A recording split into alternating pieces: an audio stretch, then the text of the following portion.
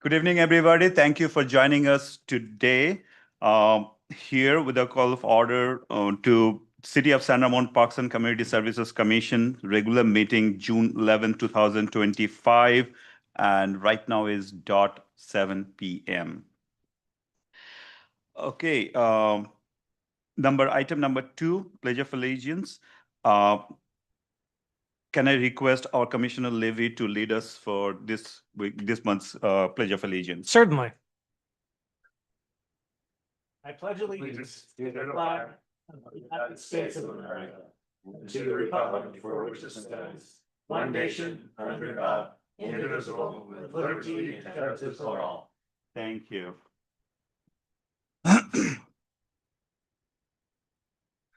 Now, item number 3, roll call. Madam Secretary, can we have the roll call, please? Yes, please. Thank you. Chair Mitra, Present. Vice Chair Breed, Commissioner Dorlick, Present. Commissioner Keeney, Present. Commissioner Levy, Present.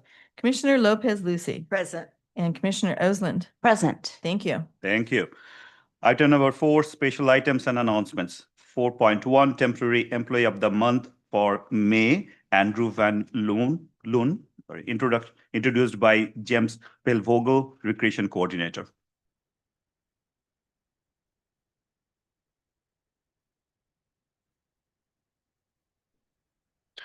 Thank you, Commissioners, and good evening. The City of San Ramon Parks and Community Services Department would like to take a moment to recognize Andrew Van Loon, Building Attendant 2 with the Facilities Division, as our temporary employee of the month for May. Andrew went above and beyond in his role during the Art Uncorked event held at the Doherty Station Community Arts Center. Throughout his shift, he demonstrated unwavering support and reliability across all aspects of the event. From the beginning, Andrew took the initiative to help set up spaces for our local artists, moving and arranging pro panels, setting up tables and chairs, and assisting artists with their pop-up tents. He was quick to lend a hand and made sure the setup process ran as smoothly as possible. But Andrew did not stop there. He remained engaged and attentive throughout the entire event, monitoring trash, keeping restrooms clean, accessible, and helping to maintain a positive guest experience. On what turned out to be an unexpectedly hot day, Andrew even took it upon himself to monitor the hydration station, encouraging guests and participants to stay cool and hydrated, a small gesture that made a big difference. What truly stood out, though, was Andrew's attitude. He worked seamlessly with the fellow staff members, maintained a positive and approachable presence, and showed genuine enthusiasm throughout the day. Even as the event wore on and the physical demand increased, Andrew stayed upbeat, engaged, and ready to assist wherever needed. His dedication, professionalism, and willingness to go the extra mile helped create a welcoming, well-organized environment for both artists and the community. Please join me in congratulating Andrew Van Loon, thanking him for his outstanding contribution. We are truly proud to recognize him as May's Temporary Employee of the Month.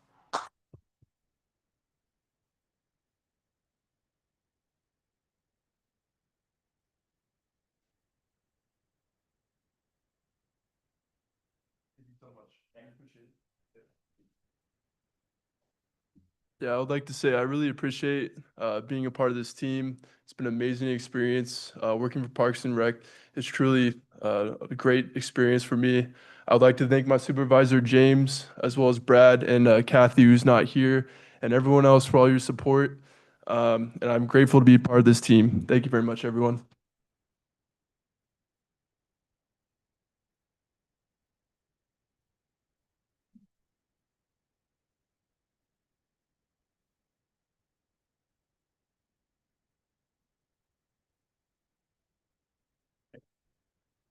Thank you. Now, good, sir. Andrew is going to go back to his shift now, just for the record.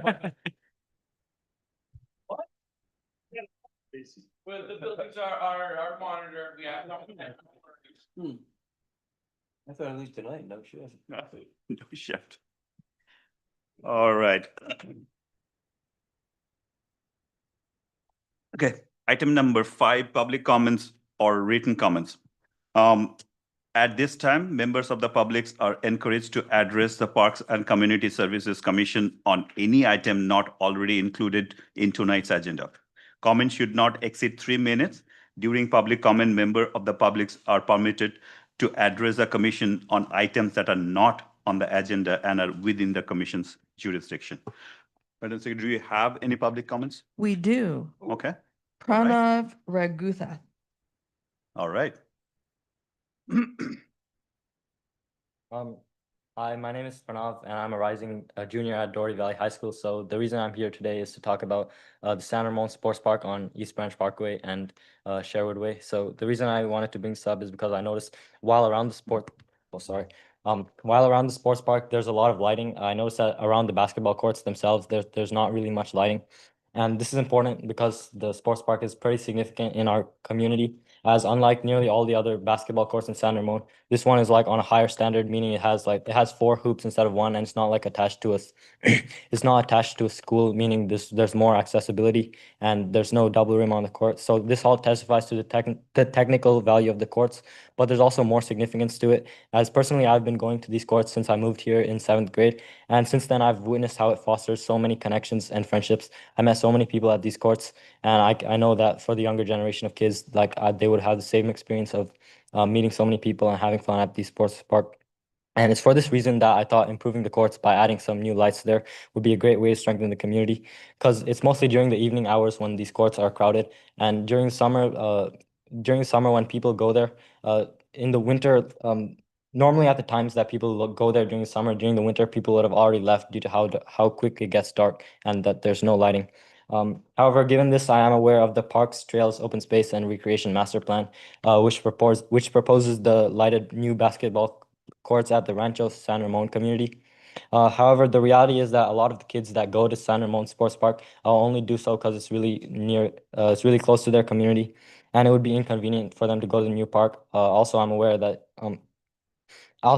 the vast array of requests that you guys have related to improving parks and the lack of money to make it all feasible. And for these reasons, me and a group of friends, but they're not here today, but they're there, we're willing to bring awareness to the cause, and we want to see this project through and do all the fundraising and petitioning necessary to make this vision possible.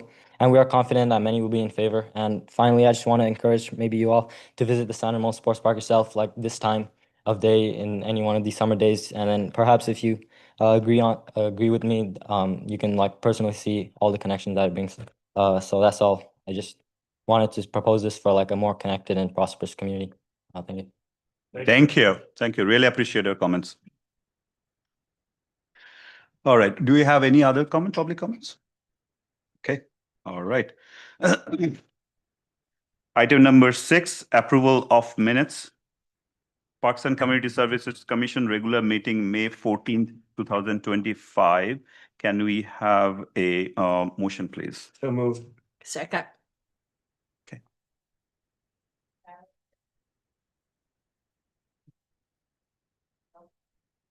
Oh, Yeah, please. second.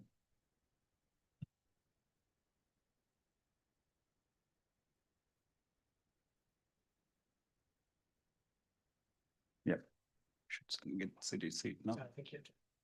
Yeah, I've done that. There you go.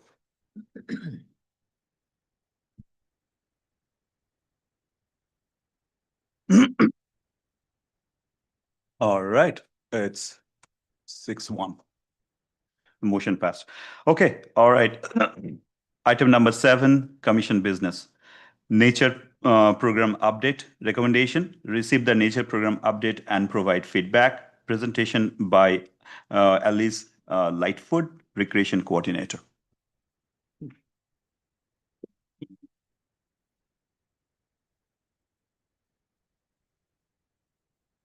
Hello. My name is Elise. I'm a recreation coordinator for historic properties and nature programs. And I'm going to be providing an update on nature programs tonight. So just some quick background. The City of San Ramon City Council adopted the San Ramon Parks, Trails, Open Space, and Recreation Master Plan in their June 2020 meeting. 4 guiding principles evolved from the master plan, one of which was the conservation of and connection to nature. The community expressed its desire to balance stewardship of natural resources with providing access to open spaces and natural areas, which offer benefits to both emotional and physical well-being. In addition to conserving and providing access to open space, parks and programs can incorporate nature-based features and sustainable practices. And overall, residents have supported facilities, activities, and programs that allow them and their families to appreciate and recreate in the natural landscapes of San Ramon. So a little bit of history. So prior to implementing the 2020 master plan, there we go. The city of San Ramon offered some limited nature-based recreation program throughout the city. Earlier efforts included Crow Canyon Gardens Nature Camp, which these are photos from that. Seasonal camps that like the Crow Canyon Gardens Nature Camp, seasonal camps that incorporated nature-themed activities, occasional trail hikes in San Ramon's open space, special events at Crow Canyon Gardens, and periodic outings to regional parks and educational nature centers outside of the city of San Ramon. In 2022, nature day camps were reintroduced at Crow Canyon Gardens for 3 weeks of the summer. To support the department in meeting the growing demand for outdoor recreation, a nature-focused recreation coordinator position was established in December 2022. This role was designed to help develop programming aligned with the master plan. And in 2023, the newly appointed Historic Properties and Nature Recreation Coordinator, that's me, thank you for hiring me, began drafting a nature programs plan to guide the future of nature-based programming in San Ramon. So this program plan is an internal document. It's a guiding document to assure alignment with the master plan. And it has 4 goals. So as we expand our existing programs and enhance new programs and develop new programs. So the first goal is to expand and enhance nature education programs for youth and teens. The second goal is to expand and enhance nature programs offered to the general public. The third is to build out volunteer programs for nature programming in Crow Canyon Gardens. And the fourth is to create and expand partnerships to enhance and maintain programs and related park resources. Each goal has annual progressive objectives designed to build on prior successes. So in year 1, with the addition of full-time staff in 2023, several key initiatives were accomplished. Nature camps were offered. Nature camp offerings were expanded. We went from 3 weeks to 6 weeks. Crow Canyon Gardens was revitalized, and we instituted a monthly workday in the garden and started rebuilding the volunteer program in the garden. New public nature programs were launched. Partnerships were also established with contract instructors and local organizations to provide activities such as pollinator education and interactive storytelling. And in our first year, monthly workday, so some highlights from the first year is our 6 weeks of Nature Day Camp, which was met with a lot of positive comments. People really liked it. Some quotes from campers. I loved looking for different animal footprints. Best camp ever. Can I go again, please?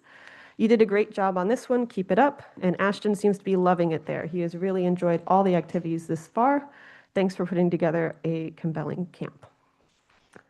In year 2, we built on our successes from the first year, and we expanded our offerings to about 14 different types of nature programs for San Ramon, serving a wide range of ages. These new initiatives included a preschool nature story time, specialized nature walks, and adult workshops.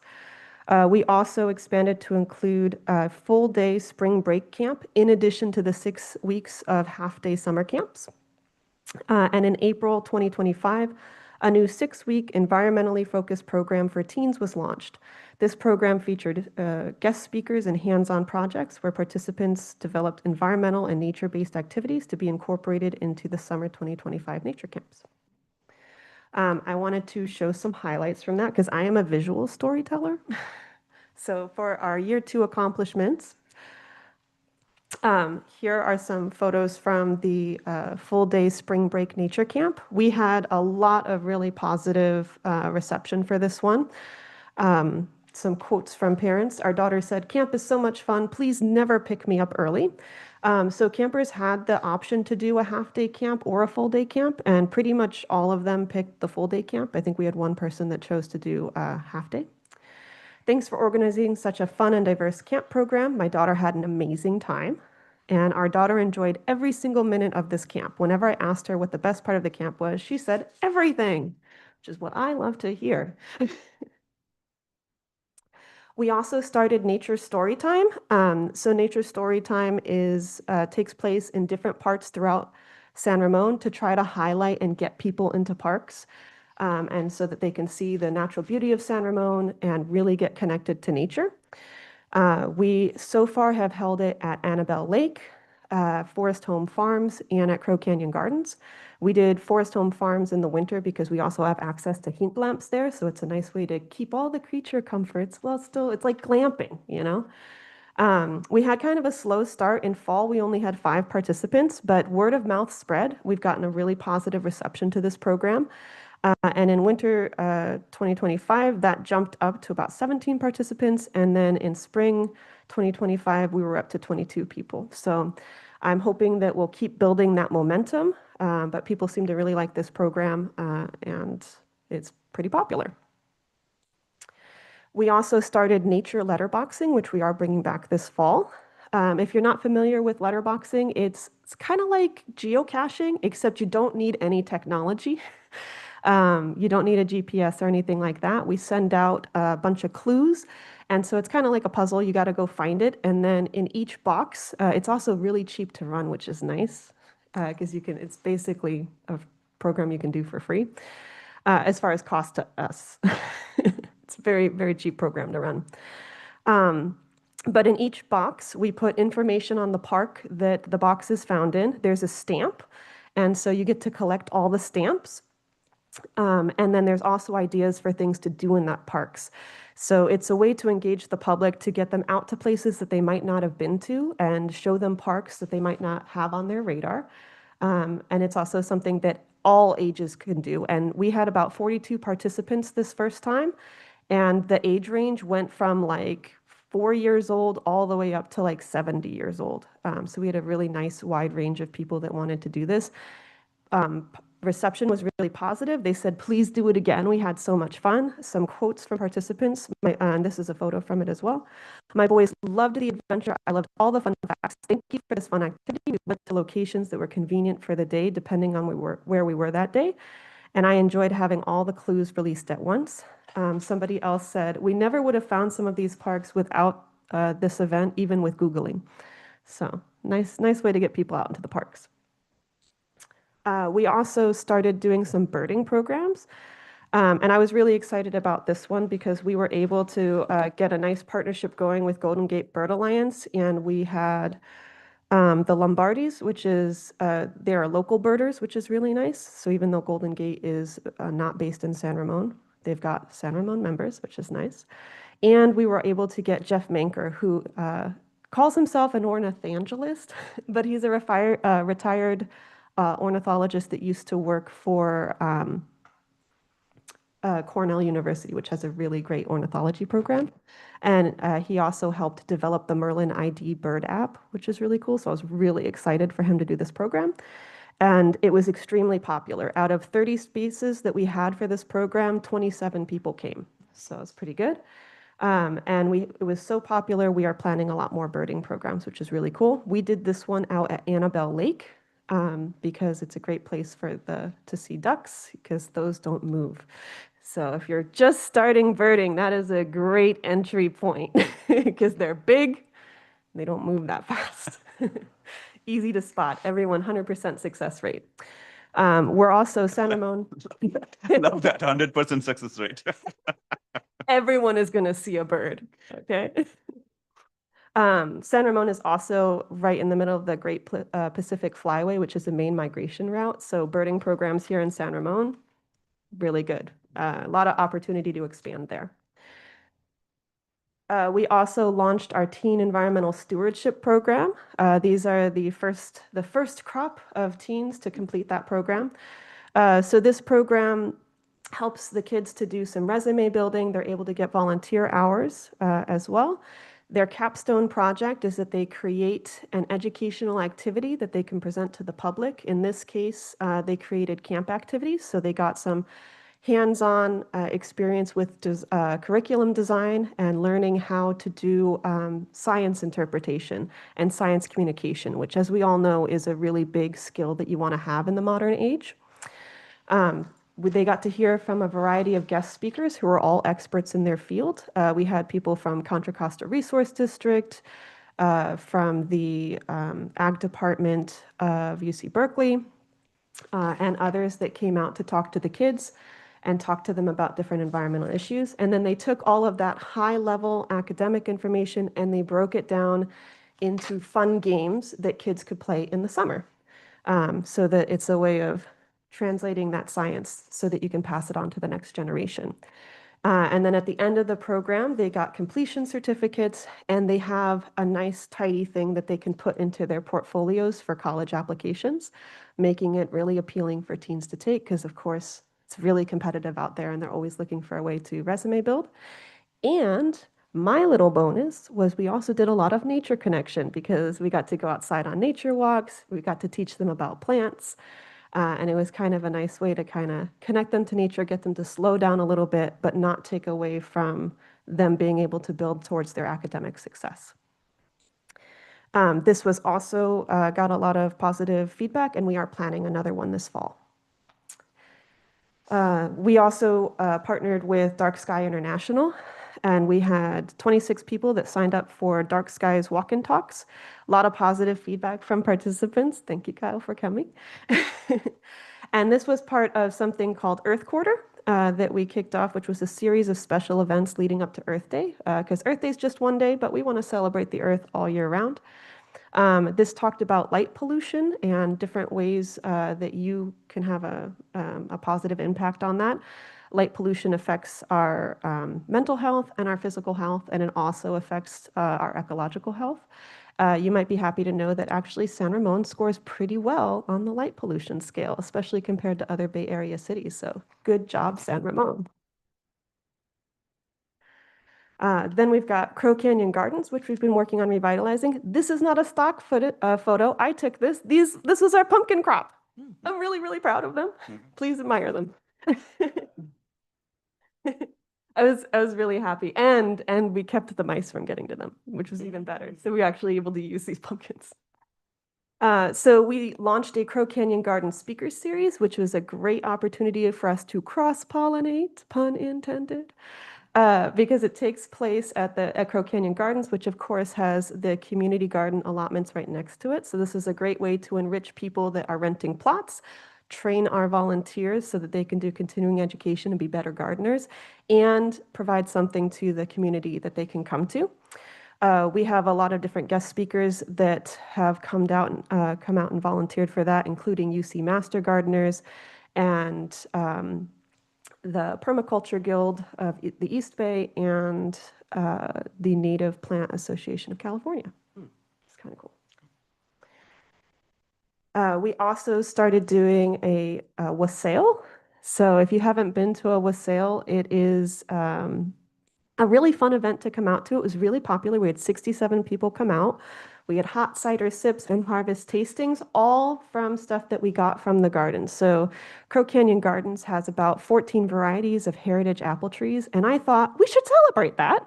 And how convenient, there is an event specifically for apples called a wassail.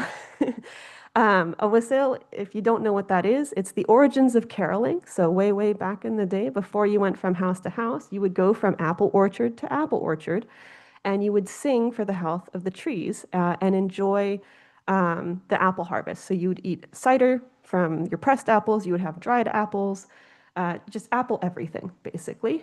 And then not only were you singing to thank the apple trees for the harvest, you would put some of your harvest back out for the animals because, of course, they help you to get a good harvest. It's not done just by people alone. You need your pollinators and all your other animals to keep that orchard healthy. And then you sing and make a lot of noise to scare off any bad spirits. So you get that back. We were able to partner with the Berkeley Morris dancers, and they led us in a lot of traditional wassail songs. So it was a really fun event. We also brought back the Five Senses Garden Tour. Our hope is that we can expand this. We have to build up our volunteers a little bit more. But we had a kindergarten class come out and they did a Five Senses Garden Tour. We are hoping that eventually we'll be able to do this on a regular basis and have lots of field trips for TK, kindergarten, and first grade come through the garden for garden education and nature connection. And then our volunteer program has been growing nice and steadily. We've had a lot of partnerships that have been helping us to revitalize the garden, including Forester, which has been helping us harvest food. So like we get a ton of persimmons. We can't eat them all. And so they help us to harvest them. We dry a lot of them to use in our educational programs. And then whatever's left over, they bring and donate to local food banks. White Pony, I think, is the one that we're mainly taking to right now, but we're looking at even more local and stuff that's in San Ramon, like maybe some of the senior centers. We've also had high schoolers come out. And of course, UC Master Gardeners has also been helping us in this endeavor. One of the big partnerships that I'm really proud of and that I'm hoping we'll be able to continue to foster is with Tassajara 4-H. This is something near and dear to my heart. I was a 4-H'er. And I really love the passion that they bring to the table. So they have been helping us with a lot of different harvest projects because we have such a great bounty in both of our gardens at Forest Home Farms and at Crow Canyon Gardens. We get lots of persimmons, we get lots of lemons, tons of apples, we have olives. And it would be a shame if all that produce went to waste. So the Tassajara 4-H has been coming out and helping us to harvest and process these foods so that we can use them in educational programs. We ended up with over 20 gallons of lemons, which it's a lot of lemons. It's like several of those Home Depot 5-gallon things. It's like a lot. And they helped us process all of that into juice and candied lemon rind. And we froze it so that we can use it throughout the year. When the TK tours come out to Forest Home Farms for their Five Senses, they get to taste fresh, organic lemonade that we grew right here. And then in our other programs, we can add a little pizzazz to it by bringing the candied lemon rinds. So that was pretty cool. They also helped us to press the apples into cider, which we used in the wassail, and to dry the persimmons. We also got about a quart of olive oil from the trees, which was the first, as I understand it, was the first harvest of those olive trees since they were planted in 2015. So that was very exciting. Olivina in Livermore does a public pressing day, and so the 4-H'er, and you have to do it like within 24 hours. So it's like a big deal because you got to get out to the trees, you got to get all of the olives down, you have to sort them, which is really hard because if they're damaged in any way, you can't press them. It's not always evident. So the 4-H'ers had to go through like gallons of these olives, and we had to like look at them and inspect them, and then we've got to get them pressed within the day. So it's like not a lot of lead time. You got to do it real fast. And they did an amazing job. We got a quart of olive oil, which was really neat. This partnership's amazing because it helps to preserve heritage skills and bring the next generation up. It also gives volunteer opportunities to the youth of San Ramon, which I think we can all agree there needs to be more volunteer opportunities for the youth. So I'm really excited about this. I hope we can continue expanding it, continue engaging them. These are just some photos of before and after for our monthly work days in the garden. So of course, gardening is a year-round endeavor. There's always a ton of weeding and mulching and pruning and all different kinds of things you've got to do. And our volunteers are amazing, and they've been doing a really great job just breathing new life into this garden. We've started to plant some native plants in there so that we can demonstrate the benefits of California native plants. We've been doing a lot of pruning on our apple trees to get them back into shape. We had a pretty good fava bean harvest as well. And so I just wanted to share some of those photos. And then partnerships. We've been working really hard on making sure that we've got a lot of really great partnerships. I wanted to give a shout out to the Native Plant Society because they've been helping us with plant swaps and seed exchanges. They do a lot of seed giveaways, which is really nice. They've led a couple plant propagation workshops, educational talks, and pruning demonstrations at Crow Canyon Gardens, and I'm really grateful for their help. Also wanting to give a shout out to the UC Master Gardeners who have also been helping us with training our volunteers to do advanced pruning because a lot of our fruit trees, you've got to be careful and it takes some finesse. So they've been really great about helping us train up our volunteers. They've been doing some garden consulting, trying to get us right on the right path. Educational talks and tool trainings. That's the other thing that's really big for our volunteers. A lot of the Crow Canyon volunteers come to us without a lot of garden experience, so it's really great to be able to give them tool safety trainings and show them how to do pruning the proper way and really skill build for them. Contra Costa Resource District is another partner that I'm really happy that we have. They have been amazing. They came and they were a guest speaker for our teen stewardship program. They have also tabled at some events with us, and they've been doing a lot of consulting. They were one of the ones that helped me establish that I wasn't crazy. We actually do have at least 16 native bees, probably more. They think it's closer to like 21. At Crow Canyon Gardens, which is really exciting because I'm not like super 100% on all my ID, and I'm like, I think I'm seeing this many species, but I don't want to like say that in case I'm wrong. They're like, no, you're definitely seeing at least that many. I was really happy. They also helped me to find out that we have maybe one of the only breeding populations of pipevine swallowtail butterfly in San Ramon, which is very exciting right here in Crow Canyon Gardens. And they've been really helping to just kind of give me a lot of background information that I need for specific things to San Ramon because I am actually from Castro Valley, so I'm learning your landscape. Another shout out to Headwaters Science Institute. They have been doing field biology days for us and bringing a lot of hard-hitting science to the youth of San Ramon, which makes me really happy. So they teach the kids how to use actual scientific methods and actual scientific instruments to do field biology, which I think is amazing. There's not a lot of places like this out there. These guys are actually coming all the way from Tahoe, so I was really, really happy they agreed to do programs out here. I was like, pretty please, with a cherry on top. And they've been getting a lot of really great feedback from their programs as well. The parents are really enjoying them. The kids are having a lot of fun. And then Plantify, which is a local nonprofit that connects people to nature from Hayward, has also been a really great partner. They've been leading a lot of nature walks for us and Kokedama workshops. They did a mushroom walk and they did a wildflower walk. They have expert botanists, which is very helpful. So that when you're going on a nature walk, you're getting like some really good information and some real science on that as well, which I think enriches the walks a lot. So you know what you're looking at. And they also do Kokedama workshops, which is really cool. That's potless plant growing. So it's like a moss ball, and they're really pretty. They're really low maintenance. And I just think it's really cool because you don't need a pot. And then I'm a visual storyteller, but I know some people like graphs as well. So it's just some program statistics that I wanted to share.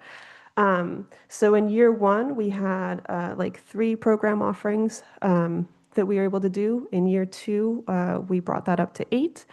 And then in year 3, we're up to 14. But I think by year's end, we'll actually be at the 20 mark, which is really nice because we have a bunch of fun stuff planned for fall that's going to add to that 2025 column. And we've been doing a pretty good job of engaging a lot of age demographics. The one that is the least served by our programs is teens. However, I do want to point out that our teens are the most engaged in our volunteer programs. So they're not really represented on this graph, but we are actually engaging them pretty well. And we are going to continue doing the other programs for them as well. So our biggest demographic right now is our youth ages 6 to 13 because of our nature summer camps. So we've got hundreds of kids that participate in them. And we also have a pretty good returner amount. I didn't make a graph for it, but we've got, I wrote it down here. Let me make sure I give you the accurate numbers. So I'm just going to look at my notes real quick. So the average number of times that the kids return is 2.5. But we've had over 52 kids already coming back for multiple weeks and multiple years of our nature camps and our nature programs.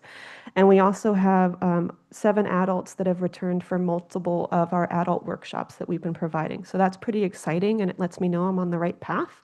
Because if they come back, then they like what you did. And we've got some kids that have come back as many as 5 or 6 times, which is really great. All right. Looking ahead, I mentioned it a little bit. Also, I just want you to admire this photo because I took it and it's not a stock photo and I'm really proud of it. This was the pine cone ink that we made at Nature Camp during spring break camp. Looking ahead, we have a lot of fun programs on the horizon. We're going to continue building out our nature programs because they're really popular and they're a lot of fun to do. We've got a lot of birding programs planned for fall. We're looking into starting some urban nature programs, which is pretty new. There's not a lot of places that offer specifically urban nature programs, but I think San Ramon has a lot of resources that would make this very successful. So I'm pretty excited about trying that out. We've got a lot of botany programs planned, and I'm also putting a lot of energy into doing a lot of heritage skills workshops because for me personally, my passion, I want to keep the youth engaged in a lot of those old-timey skills.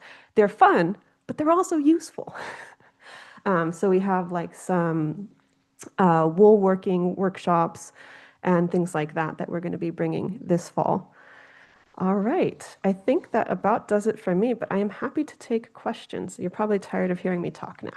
No, we were really enjoying it. So awesome job, Alice. I really appreciate that because it shows the progress from the year 1 to year 3. It's phenomenal, really good. So really appreciate that. Thank you for all the effort that you're putting in for us, all of us. And as you mentioned, that it is one of the 3 most from our 2000 general plan. So we are meeting that general plan, but in a fun way. So thank you on that. So let's go with commission clarifying questions. Is there anybody speaker? Well, Ready? Yeah. Okay. Hi, Hi. thanks for being out here. So you mentioned, the numbers, but that there were people that participated in multiple, programs. So are these age demographic numbers discrete individuals, or does it cover the, kind of like the ones that were in multiple programs? It covers both. Okay. Yeah. So- So for adults, I didn't bring the age breakdown with me, but I do have that. So if that's something you want, I can follow up with it. I'm just trying to get a gauge of the numbers. So, for example, the youth 6 to 13, that's not discrete individuals, it's enrollment in programs, so there might be duplication of people in there. I Right. Oh yes, 52 kids took multiple classes. Yeah. Oh, okay, gotcha. So this is the total number of enrollees, not necessarily discrete individuals that were participating in the program. Correct. Okay, I think so. Yeah. great. thank you. Yeah, it's the total number of registrations. So Yeah. Johnny could be in 3 different programs, and that's part of that number. Yeah, he would be there 3 times. Correct. Gotcha. Okay, Yes. great. Yeah. Thank you. 52 people came back for different programs. Gotcha. Yes. All right, great, thank you. That's awesome. awesome. Vice Chair Britt? Yeah, thank you. Hey, thank you so much for the energetic and fun presentation. I appreciate it. I just have some curious questions. How are we communicating to the public all your cool programs that you just highlighted? What is our marketing plan we're using to educate people on what we're offering? Yeah, we've got a lot of them. So we just launched, or rather we established a nature programs landing page on our website this year, which I was very excited about. So we have our nature programs page. We also do the rec guide. We post in the San Ramon patch. We also are on Peach Jar for the schools. A lot of it's word of mouth.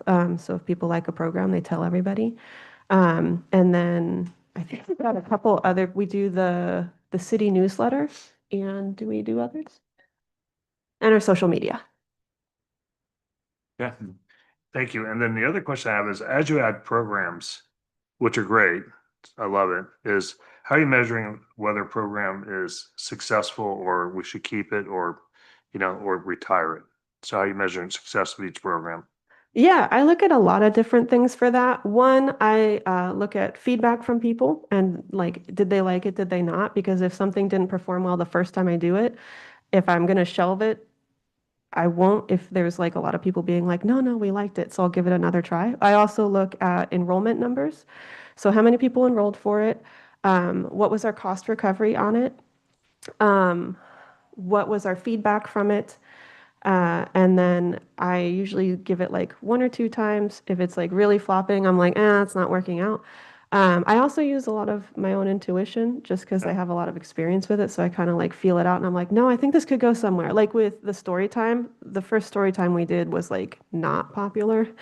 We only had like 5 people come out. We did 5 sessions. Some of the sessions nobody came to, but I was like, I'm pretty sure that if we try it again, we'll get a better, because I feel like for TK especially, there's a lot of demand for that. So we tried it again and it was like, yeah, it worked out really well. And so when you say cost recovery, what are you looking at a cost recovery? Right now, our cost recovery is a little bit low. Part of that is that our programs are not priced super high. So when you're looking at all of the, not our competitors, but like our equals for that. I call them competitors too. That's I don't want to be competitive. This is a collaborative thing. I know what you meant though, by the way. But if you're looking around at like the different places that offer nature programs, most cities don't actually. Like if you're looking at Dublin or Danville, and in their rec guide, they don't really have that much. And that's because usually you'll do, you're not going to find like a lot of contractors or like contract instructors that are going to offer those because it's like small mom and pop shops. But we have been getting some of those, so that's exciting. I think it's my winning charm, talking them into it, like Headwaters Science. But then you have like big heavy hitters like Hard and Livermore, but those are special recreation districts. So they're a little bit different than the city. So what we're trying to do right now is find that sweet spot. And with the special recreation districts, pretty much all of their nature programs are free. Which makes it a little bit of a challenge for us, but I think it's one that we can work with because I think San Ramon is really unique in what we have to offer. And so I think we could do fee-based programs here and be successful. But we do have to do really good messaging on that because most people expect nature programs for free. But I think we're going to get there. Okay, thank you so much. Appreciate it. Thank you. Okay, Commissioner Osland. Elise, thank you so much. Your enthusiasm is just infectious. I love it. And all the accomplishments that you've done in the last 3 years are really, you just see the trend upward. Just a couple quick questions. Kind of mostly curious about the teens. How many attended the environmental class for teens? We had 5. 5. What was your goal? What were you looking to have? I didn't have one for the first one because I just wanted to see if any teens would sign up for it. Teen programming is kind of challenging because they're just like a demographic that's not always interested in programs. Right. So it's kind of like, let's see what happens and then go from there. So I was really happy that we had 5. Great, great. Do you have? Mm-hmm. Uh-huh. Jessica, if you're gonna. Yeah. Sorry, I forgot. Sorry. Hi, thanks for Hi. having us. Yeah. I forgot I have to come up to the microphone.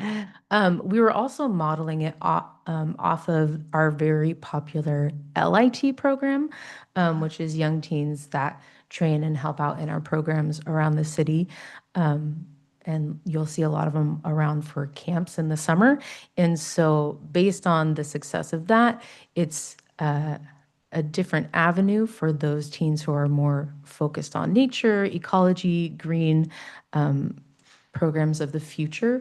So as Elise has said, you know, sometimes in its nascent stage, you get low enrollment, but we really believe that it's something that we can continue to build on the success, especially with all the special speakers she has come, and it can really become resume building and just very attractive to our teens. So. Yeah, awesome. Thank you, Jessica. So the environmental class for teens and the teen environmental stewardship are one of the same? Are they the same? Yeah. The same. And then Okay. just to add to that, my goal for fall is to get about 20 people. Awesome. Maybe, well, and let's see. So it's in the fall when you offer that. Okay. And the letterboxing, I love it. That's so cool.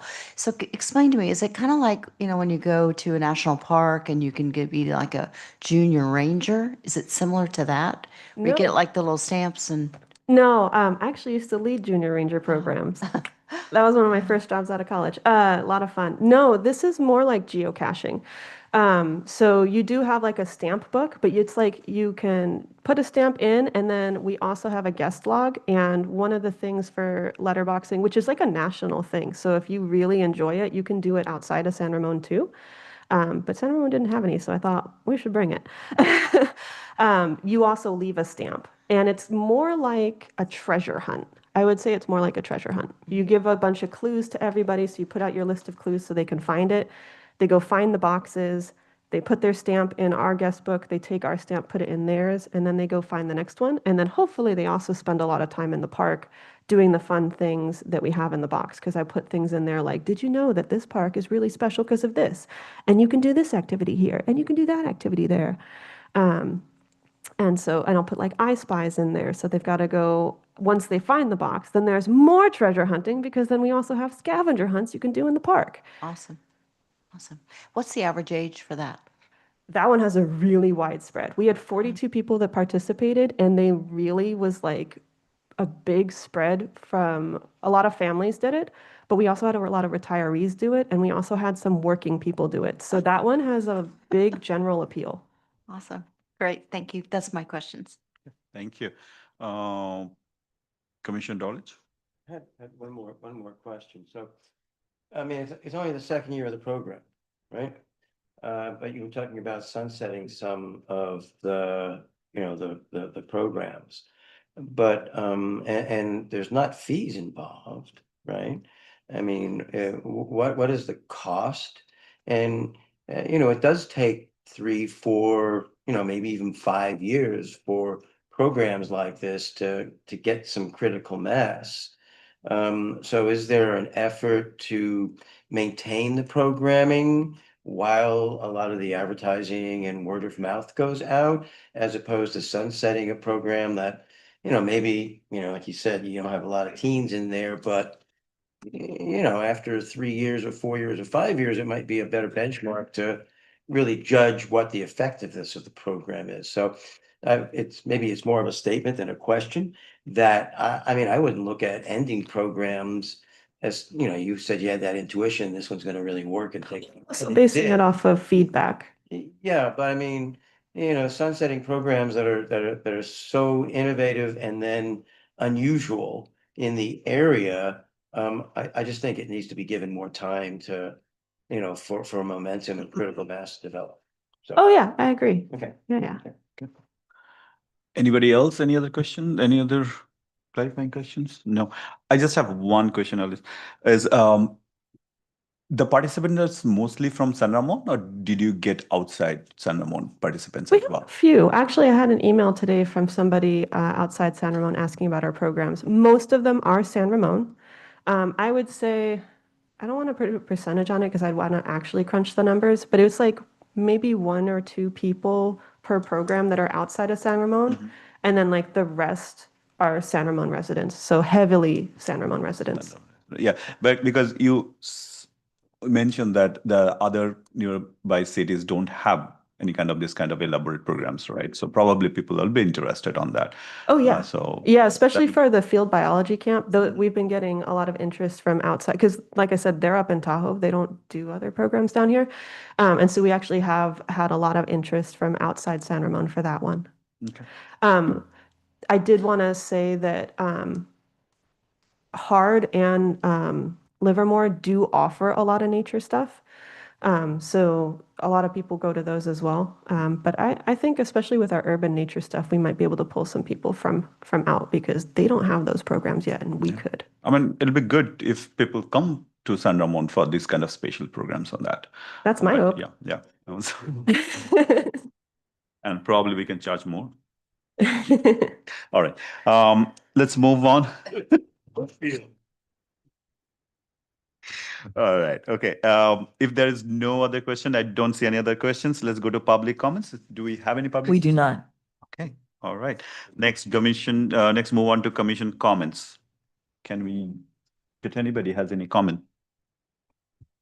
No? Well, my comment is, it's just so refreshing that you're so enthusiastic and I mean, you could, I'm sitting here thinking, geez, I better take part in some of those because they're very interesting and very educational. So I think that you're doing a great job in promoting these and I think you'll even succeed for additional and you'll bring more people in, I do believe. Thank you. I hope to see all of you at my programs. you. But also, if you're going to be here, more than 30 hours a week, you better love what you're doing, right? Yep, absolutely, absolutely. All right, anything else or? No, that's Okay, that's it. Okay, all right, Commissioner Osland? I just wanted to thank you again for all your enthusiasm and for your hard work and ideas. It's just really, it was in our master plan and we're starting to check off some of those boxes. So I really appreciate having you on board and bringing these new ideas and with Jessica. Awesome. Question, actually not a question, but a comment or sort of, I guess, trying to think about how to get the teen environmental stewardship off the ground because I think that has some real, what I want to say, it's just really meaty and I think it's rich for maybe even like a 9th grader, 10th grader. It'd be really great to get in front of the science teachers at the high schools, which I'm sure you're probably already doing, and maybe having some of these last year's kids, if there's just 5, maybe some from the schools that they attended, that they're attending, maybe they can be advocates to help you promote it. But I definitely would love to see 5 turn into 10 or 15 for this fall and next year, or even 20 this year, but just definitely growing and being impacted and offering several opportunities, maybe in the fall and in the spring to do this. So that was. Can I tell you my secret hope Yeah. for that program? Yeah. So my actual hope, like my ulterior motive behind that program is that I'm actually hoping that they will help me build out to become naturalists that will lead programs for us. Awesome. Just because we will need to do it in-house and you can't just run a nature program without somebody that actually knows what they're talking about. So my hope is that I train these guys and then they come to work for us. Right. But it is Leaders necessarily in part in the training. beginning. Leadership and training, right? Yeah. Yeah, Awesome. yeah. Yeah. It's great. Well, thank you very much for your hard work and I'm looking forward to seeing the trend continue upwards. Thank you so much. I appreciate your time. Vice Chair Britt? Hey, first of all, thank you so much. This was actually super educational for me. So, and I echo what Commissioner Carroll said about your enthusiasm. Where part of this is giving you feedback. So the reason why I asked you about do people know about it? I think I don't think we could do a better job as a city to tell people about it. And I just like looking at the recreation guide. And one idea is I wonder if we cut out like a page or half a page and really highlight your programs because we're calling out tennis and and for me I have to really look for it.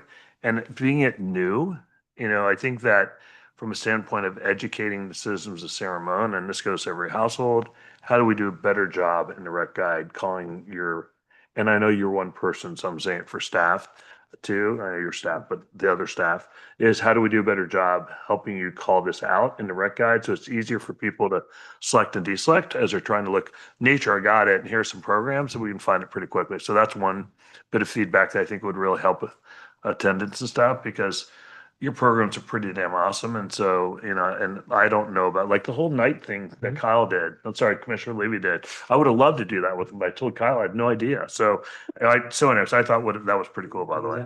And then the other thing is, the other feedback I have is, I love that you're tying into schools. So as one division I thought would Crow Canyon Gardens is how do we work with our schools and educate, use that as a spot to educate people. And I love that you're doing that as a pathway. And Commissioner Osland talked about how do we maybe get science teacher. We also tie into teen council and just let them know the program's available. I know Jessica over both, so that might be a good natural fit for you. So I love that you're doing that. I think it's an underserved part of our community. So thank you so much for doing that. And also third parties. You know, one thing I've learned in life is that if you're not good at something, get someone else to help you out. And I love all the third parties that I call them third parties, but the other people who All of our partners. yeah, who bring your partners who bring areas of expertise that one you can learn from as you listen to. I'm sure you just love it because you get to learn so much from that. I get to nerd out all day. Yeah. It's the best thing ever. Yeah, I think, but you have a place where you can bring in our partners, which is so cool. So thank you so much for doing that. And then the last thing is, the only reason I asked about cost recovery is, you know, eventually you're going to get so big and you'll be charging, but you know, our goal is like 50% cost recovery. And I'm with you. And I think Commissioner Dorlick was headed on a path. You know, we got to try stuff for a while, and then if it doesn't work, doesn't work. But how do we offer a program that you're really super passionate about? And if we put a cost to it, as long as we cover 50%, it's good to go. But the key is how do we keep it low and enough where we're trying to maintain our cost recovery, but also, you know, make it affordable to our citizens of the city. And also, I think it's super cool that our competition that you said doesn't offer that. But I think, you know, we as a city, our sign says everyone's welcome, right? Everyone's welcome as you drive down the road. So, you know, every city's welcome, and you have such a great passion and a great resource, and the programs I think you're doing are really cool. I mean, I think I got super educated. So, you know, I think it's great we're offering other cities to come and enjoy the, you know, your talent. So I think that's really cool. So thank you so much. I think you did a really cool job, and I got super educated. And I'm sure everyone's wondering why I didn't bring up all the master plan. You nailed all the master plan ones. I'm a big master plan person. There's one I will give some feedback to Jessica on, but I'm glad you're doing that, and that means a great deal to the city. So thank you so much. Thank you so much. All right, Commissioner Levy? Sure. Yeah, I won't really have to add too much to what my other commissioners have said. The amount of programs and just the variety and the different target demographics and subject matters and using the various, you know, facilities that we have, like Rocanian Gardens and Forest Home Farms, it's incredible. And what I really like too is that they all, even though a lot of these are new programs that haven't been done before, they all kind of feel like they fit the character of San Ramon. You wouldn't think that they were new programs. You'd think they were ones that we've been doing for a while. So I think that's a really incredible thing that you've accomplished. And I think you have a lot of creative ideas for future programs that I'm pretty excited about just hearing this presentation. So yeah, great job, Elise. I think this is a really, really good work on your part. Thank you so much. All right, Commissioner Osling? I just had one more thing to say. I love your photo. Your photo and your slide. And I was thinking that could be another potential offering, you know, to gather items from around nature and how you've put them together with the textures and the colors, and it tells a story. So anyway, just thought I'd Yeah, it's very plant that little seed in your brain to maybe consider offering something like that too. I'd be really interested in taking a class like that. Nature photography. Nature puns. But nature photography, I love it. All right, Commissioner Dorlick? Oh, I just want to point out, I guess it's because of familiarity, but I was Mr. Dorlick when Mr. Vice Chair Breed referred to me instead of Commissioner Dorlick. That's just because we're buds. That's okay. I just had one concern. I noticed you mentioned that you kept the mice away from the pumpkins. And I'm really concerned because if we keep doing that, Cinderella will never meet Prince Charming. So you really got to be careful of it. Okay. All right. Okay. I was seriously listening what you're trying to say. Elise, anybody else? No. Okay. All right. Elise, really appreciate the good work you are doing. Our city really needed that, and we highlighted that in our master plan, and you are working on it. And Jessica as well. Thank you both, and thank you for all the city staff doing a great job on that. Move it forward. Take it to the next level. I appreciate that. Thank you so much. I appreciate all of your time. Yeah. All right. One item, just before we move on to 7.2, I just want to get back to one item that I skipped, not intentionally skipped. So coming back to 4.2 special item. Perfect. Actually, why don't let's do the other committee business You wanna and finish then I that? can do mine. Yes. And then I can do mine either during the staff reports or during Okay, updates and announcements. Fine. That way we'll. Staff report, during Yeah. staff report, yeah. Thank you. All right, let's move on then. 7.2, 2000, this is a fun one. I love it. It's fun, guys. Yeah, 2025 Art and Wind Festival recap. Recommendation, receive the Art and Wind Festival recap and provide feedback. Presentation by Steve Cock, Recreation Supervisor. Man, this is quick. You just had the afternoon. That's what I'm saying. Well, thank you, Chair Mitra. Thank you to the commission. I am quite tan. I guess spent a lot of time out in the sun at a little festival we just had. So.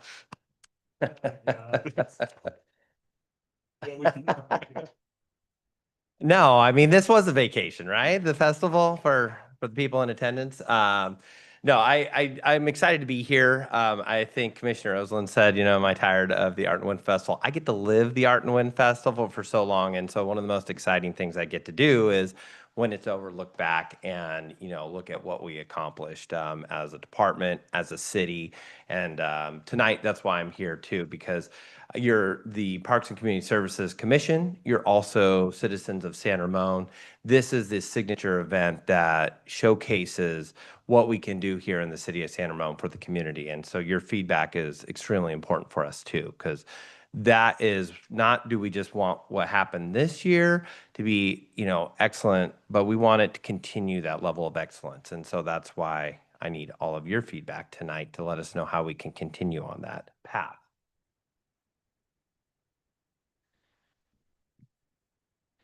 So I do like to just kind of recap and talk about the overview, but just so you know, the Art and Wind Festival is a family-friendly community event, and it really celebrates San Ramon and who San Ramon is and what San Ramon is. It's a festival that brings people together to enjoy a wide variety of fine arts, entertainment, food, activities, and other activities, including the Memorial Day event. And let's not forget the wind. Everybody seems to think the wind is a huge part of our festival. And as you know, we have quite a few kites. We probably still have quite a few kites out in our trees. We have kites that are flying all around, but it's a big part of the festival. And so it is the Art and Wind Festival. I like to always emphasize that. Oh, that's this year too. The wind cooperated with us this year. One of the things I always get from people is, it's really, really windy. And I said, that's what we want. I also want fair weather and everybody to have a good time, but the wind is actually a nice part of the festival. So to put on a festival, it's a big event. It's really the largest event that the city does. It's a unique event. It's free for the community to come into the festival. It's put on by the city of San Ramon, which is amazing. There's not many of these that probably take place throughout the state. They're usually private. They're usually closed in. So we're really proud of that and to be able to offer that to the San Ramon community and beyond. One of the highlights that we always like to talk about is our arts and fine arts and crafts vendor. We work with a fine arts exhibitor who brings in these fine art vendors. We do an RFP, every couple of years or several years to find what we hope is the best purveyor of those fine arts. And they bring that in. And so we had that again this year. We have what we say is 4 stages. Does everybody know the stages? You don't have to. We have our Discover San Ramon stage. I know I was gonna quiz you, but I wanted you to reflect on it. But the Discover San Ramon stage, these are paid artists that we put on locally, big bands, hopefully well known to the area. We have our 2 community stages, one in the amphitheater, one in the Iron Horse field there. We call it the Iron Horse stage. Those are community acts. They put in applications. We get probably close to 60 applications that we have to go, and we try to accommodate as many as we can. But we know if we can accommodate those local community artists and acts that also brings people to the festival and it celebrates the community again. So I think those stages are as important as the main stage. And then we have our fourth stage that some people like to have a little bit of debate, but that's our puppet stage. And so if you haven't seen, we have a puppeteer that comes every year and puts on quite a show, and it's a lot of fun. So I like to say there's some unique professions around around festivals, and a puppeteer is one of them. One of the most unique aspects of our festival that goes on every year is the choreographed professional kite flyers. They come out with 2-string, single-string, stunt kites, and they put it all to music. And they do that out on Field 1. Again, one of the unique aspects of this festival is you can come and just watch these individuals fly kites all day, if that's what you wanted to do. And we find that a lot of people do that. They have different acts both days. So again, this is a festival that's gotten to be so large is we hope that you come one day and realize you come on Sunday and like, wow, there's enough to do. I need to come back on Monday. We have our 2 kid zones. And we'll get in this. One of the features, we did move our kid zone this year, but we have our amusement ride area too, which a couple years ago we moved out to the Iron Horse parking lot. And that's really when we changed. The festival went from already quite large, probably about 20 acres, to almost using the full capacity, the 30 acres of the whole Central Park. So quite large again. So bring comfortable walking shoes. And then in that, we have the 15 rides that, we find very popular in our community. The free kite making workshop, again, a really nice addition to our festival. We invest and we say these are kites that people can come in. One of the things as San Ramon has grown, we found kites are international and people love kite flying, not just in San Ramon, all over the world. And as San Ramon's grown and we've seen people come from all over the world to live in San Ramon, they really have this passion to come and fly kites. They bring their own kites, they come and watch the kites, and then we have these free kites. And so on a windy day like we had, you have hundreds of people flying kites out on the field. It's something to behold. If you haven't, I'm sure everybody walked through if they had the chance, but it's really just a coming together of a community. And it's really positioned the Art and Wind Festival really well for the future because kites are such a big part of it. And then we have our 2 food courts. We'll get into the numbers on that later, but we really have tried to diversify the food court offerings. We have really changed to make sure we're accommodating. We have more cultural foods. And again, we have a variety of foods, hot, cold, beverages, edibles, everything that you would want, hopefully, to find at a festival. Not those kind of edibles. Food, not those. There's a booth with So yes, not those kind. All right. We have our helicopter landing that we do, and we work with the Auxiliary Coast Guard. That takes place on Sunday, one day only. So again, we hope that we offer something that you can come for multiple days. And the Auxiliary Coast Guard does work with us to have that helicopter landing on that Sunday. And then one of the unique things too about the festival every year, we have a new commission piece of artwork. So nobody else will have this artwork. This year, we worked with Paula Kim. This is the artwork here presented. It's bright, it's colorful, and really just represents San Ramon. I mean, we were very excited. It's great to have, as I know, on marketing materials. It's great. You can go look at the exhibit, and then, you can come and meet the artist, and you can get, a poster signed if you want at the festival. So some of the numbers we would like to show just kind of the growth over the years and just kind of see, what's happened. And one of the numbers we're more excited about is just our food vendors and the variety of food vendors. So in 2008, really when I came on and started working with the festival, we had some input that we'd like to see more food vendors, a variety of food vendors. And so our staff have worked diligently to work on that and create a broader array of food vendors. 2024, we did have 25. We did go down by one food vendor this year.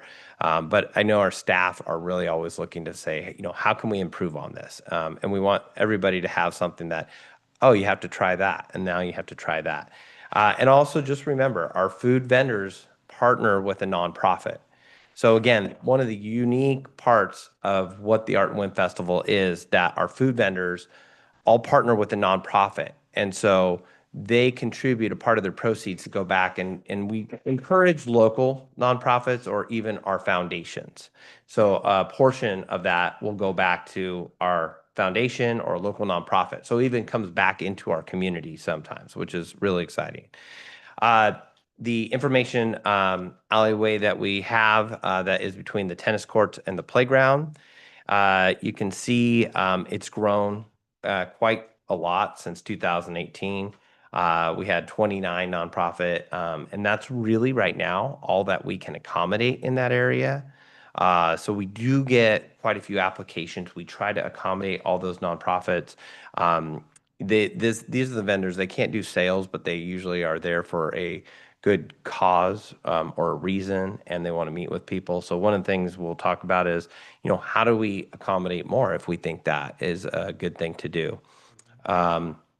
The activity vendors, these are the vendors that are kind of in the promenade area in front of the Rock and Ring Fountain now. And these are paid vendors. They're typically associated with kids and things that you would do with kids. So some of you might have been like our spin art vendor. I think they've been coming for almost 25 years. They do the sand art and they decorate the Frisbees. And then some of them make Play-Doh or slime, or they change a little bit, face painting, but these are paid activity vendors. So they contribute, they pay, but also they are not free if you utilize them. And then our business sponsor vendors. And so this area has sort of developed out in front of, in the parking lot area as you come into the main lot at El Costa. And these are, again, paid sponsors of the festival, which help us offset the cost of the festival. But they also benefit because they are there representing their organization. We do require all of these groups to put in an application. We do review all these applications before accepting them, just if that is a question. So as you can see, our participation has remained very high. We're very excited about that. We're always trying to find ways to accommodate. And as big as Central Park is, we're still finding ourselves tight in spaces, which is usually a good problem to have. Couple other things that we did this year, as if you went out to Field 5, which is at Iron Horse, half of it was dedicated to the Iron Horse stage, but it's a large field. And we're always looking at ways to engage the community. And so this year we did two things. We did two different I guess, performances or acts out there. We partnered with the Quest Science, which came in and on Sunday did air-powered rocket flight. So you could come out, you could design your own rocket, and then you pump with a bike pump, and then you can, I guess, shoot the rockets, launch the rockets. There was no propellant except air, so I just want everybody to know that. And then on the Monday, we had the Bubble Smith, which I still find is the best title I've ever known, who launches thousands of bubbles into the air, and you get to watch everybody chase those down. Some of the other things, the highlight I mentioned. So last year, if you came, we had our kid zone out in front of the Rock and Ring Fountain, along with all our activity vendors. I mean, it was crowded, and that's good. But we were also looking at ways that we can better utilize all the areas. And this year, we moved the free kid zone into the terrace patio at the community center. And so these are the free. So we wanted to separate and distinguish that, yes, you can go use and participate in these paid activities, but you can also go out onto the terrace patio and find free activities. And we felt that's really important for the community. Have options, but we did free face painting. We do little crafts that we create new crafts every year for kids to take and participate in. The other thing was, what was there last year was our puppet stage. And so looking at ways to better engage City Hall as one of our primary entryways into the festival. A lot of people park, hopefully over at Bishop Ranch 1 is where we encourage. And next year we know we're going to have the pedestrian bridge coming into that area. We wanted to highlight that this is the Civic Center and kind of the starting point, when you come into the city of San Ramon. We think that's important for our community members and also important for the people who are coming from outside the area. And so this year we thought, well, if we have this space, what if we put our puppet stage in there? And we have to, see if people will be able to seek it out. And it was very popular. So if you came in here, we ran out of chairs. I think we had 100 chairs. We had more than 100 people. So we're looking at more chairs. We did some basic puppet crafts in the lobby there. And then we also did some kite flying on the large screen out in the lobby. In addition, we do a sensory zone, which is in one of the upstairs meeting rooms, which, is for a few people such a unique, valuable thing to have. So if you're sensitive to noise, and if you're at the festival, there's a lot of noise, it's a quiet place that you can find reprieve. And so that was very important to still offer. So we're very excited to see that engagement, to have that many people come into City Hall, see what City Hall is. And we really want to make sure that people are comfortable. This is where you can come in, and obviously city does its business, but it's amazing how many people say, I've driven by the building and I wasn't sure, or I didn't know if I could go in. And sometimes it's just taking a puppeteer and putting them in the rotunda and said, you know what, this is great. This is a great place to be. Another thing as we try to improve is, I will say, one of our commissioners highlighted our first aid station last year, and so we did work to improve upon that this year.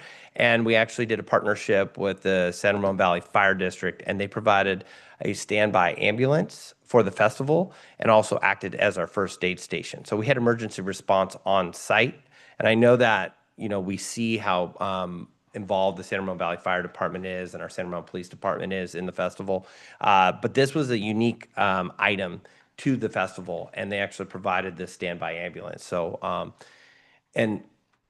want to say that it wasn't utilized, but we did have an emergency, and they were there on hand to help assist. So, it was something nice, and we hope to continue that partnership for future years. And some of the costs. Now, we're only a few weeks removed from the festival, so we are still gathering some of the costs, but some of these costs we do know because we have to pay up front. And I do want to highlight that we are very cognizant that the festival does cost a lot. I mean, it's a big part of our budget. It takes the entire city to put on the festival. I mean, everybody, police, engineering, planning, the city manager's office, our commissioners. So everybody sees how much it goes to put on, but we do try to find ways to be cost effective. And so you'll see this, some costs have gone up over the last 4 years, some have gone down. And some of the ways we've done that is we've been creative how we've offered some of these items. So one of the costs, just to highlight, for tent, booths, tables, and chairs. That's one of our largest fixed costs that we have once we put everything out there. This year, by moving the kids zone from the Ring and Rock fountain area to the terrace room, our terrace patio, we no longer needed to rent the 10 by 20 tents, which also include all the fixed water barrels, which also includes all the lattice that goes by side for direction. So we were able to find ways to do that without impacting the festival. And we're always looking at ways to do that. So tonight, as feedback comes from you, I ask that, if you have other creative ways to look at that, we are always looking at that. We also had a couple of costs, that did go up a little bit. We have radios, handheld radios. You probably saw me running around with a little microphone here, and that's just because we are working the festival and trying to communicate with everybody. But the festival's grown in size, so it does take a little bit more in terms to communicate with everybody around the festival. But some of these, just the other highlight, are portable restrooms. We do look for the best ways to provide restrooms throughout the festival, but there is a cost to that. Other things, you know, that I just mentioned is like the barricade rentals, and these are the barricades you see to help us with crowd control throughout the festival. So we are really aiming to make this a positive experience. People flow through the festival without feeling like, you know, they're being told where to go or what to do, but also we got to make sure that everybody's moving around the festival safely. We want to keep them inside the park, not out on the roadways. And so those rentals every year, but we were able to reduce the number of barricades this year as we were able to kind of direct people with, you know, other ways, other means. So we're very excited in terms of that. I think we were able to do a very good job of mitigating the cost for some of these fixed rental costs this year. I know that numbers are a big part of this. Sometimes we get numbers faster than others, but I do like to highlight. Now, there's two things that we do. Number of people that come into the festival, how do they get into the festival? One thing was we've put a lot of effort in promoting come to the festival on bike. We have the Iron Horse Trail that runs, you know, on the side of Central Park. We started offering a bike valet this year. We managed that bike valet ourselves. And if you went over there, it was packed. I mean, it's kind of one of those things that has mutual benefit. The festival, you know, is always exciting because we're trying to find ways to, you know, reduce now greenhouse emissions. We're trying to find ways to reduce the number of vehicles that are on the roadways, but we know it's part of the festival. So offering the free bike valet service has, you know, found a way that one, people can come to the festival as a family, go into the festival, and then, you know, we like to try to keep the bikes from being, you know, tied to or chained up to all the fences and trees throughout the festival to allow people to flow through the festival again. So we're very excited to be able to offer that, but we also know parking is a big part of the festival and people come in, and so we offer multiple parking lots. We offer ADA parking. We did see our parking go up this year. So, you know, we had it recorded, at least paid parking. We had 3,489 vehicles. That does bring back, and that revenue comes back to the city to help offset the cost of the festival itself. So that is a part of it. And we will continue to balance that. I mean, that's really the goal, balancing, because we don't have any cost for the bikes. We want to encourage that, but we also know that the parking the vehicles and the people who come into the community, that also helps us offset some of those costs. And I guess in here too, I just mentioned the number of free kites that we give out is 4,200 kites. And they were out by about midday on Monday. Yep. I mean, by out, they were all made and hopefully flying out in the park. But we this year, so next year we will look to see if we can order more kites. It's become a big part of the festival. So the parking tickets on the cost page are the $10 spikes. Yes. Yeah, okay. Yes. This does not include the vehicles that are parked. You know, we have vendors, and part of that being a vendor is we give them parking passes, but this doesn't include that. These are the paid parking people who've come to the festival. So parking ticket is like parked car? Is that same thing? Because Yeah. I was a little confused about that one. So we give these basically a ticket, but you're not getting a ticket. It's when you park, you get a voucher basically that says you parked in the festival. Okay. Yep. One thing we did this year is you could have paid by card too. Yes, there was a service fee that was passed on to the person who did it, but out of convenience, you could have paid by card this year. Okay. At the entrance? At the entrances, yes. Okay. All right, and then in summary, every year, this is the signature event that is put on by the city of San Ramon and the staff and everybody involved, including yourselves. We look to attract visitors from across the region and invite them here into the city of San Ramon. We're very proud of that, you know, to come and experience the city and what we have to offer.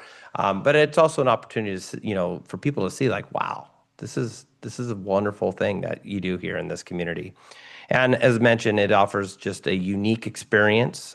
We do feel that, again, we are the Art and Wind Festival, and we really emphasize both those items and something that you may not get at a different kind of an event. It's really family friendly, family oriented, and that's really what we strive to be able to offer.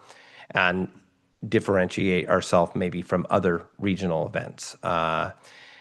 And like I said, kites have become this item of the festival that's internationally known, and now we're known. I get calls from around the state about how do you do a kite festival? And I say, we're not a kite festival, but we do have that component, and people look to San Ramon for that.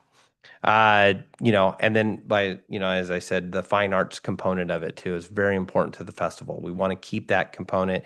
Arts are very important here in San Ramon, and we continue to find ways to emphasize that, and we want to look to continue to emphasize that, and also embrace our local artists here, and as part of the festival, and then continue to encourage this giving back to the community. So with our food vendors and the nonprofit component, that is something at least I'm unaware of that you would find anywhere else, where somebody comes in and offers us food, and then again that goes back to the community. So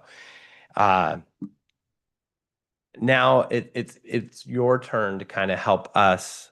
How do we continue to look to improve, enhance the festival? There are a couple things here that just, as we mentioned, develop more unique wind-related festival partnerships. We really see partnerships as being an area of growth. We've started some. We were excited this year to have that partnership with Quest Science, and we thought that was a really good demonstration of how partnerships can continue to enhance the festival.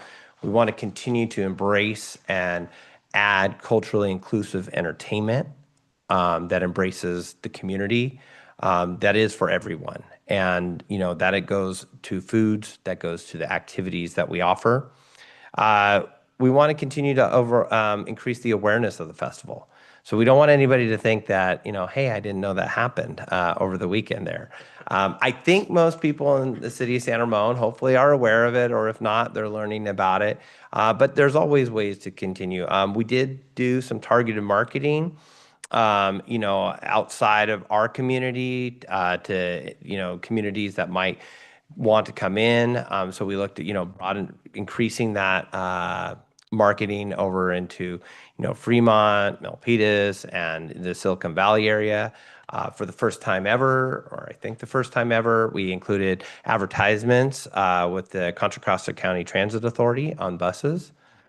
So we worked with them. They created a new program. I believe we were one of the first ones to, collaborate with them to have those advertisements on the buses.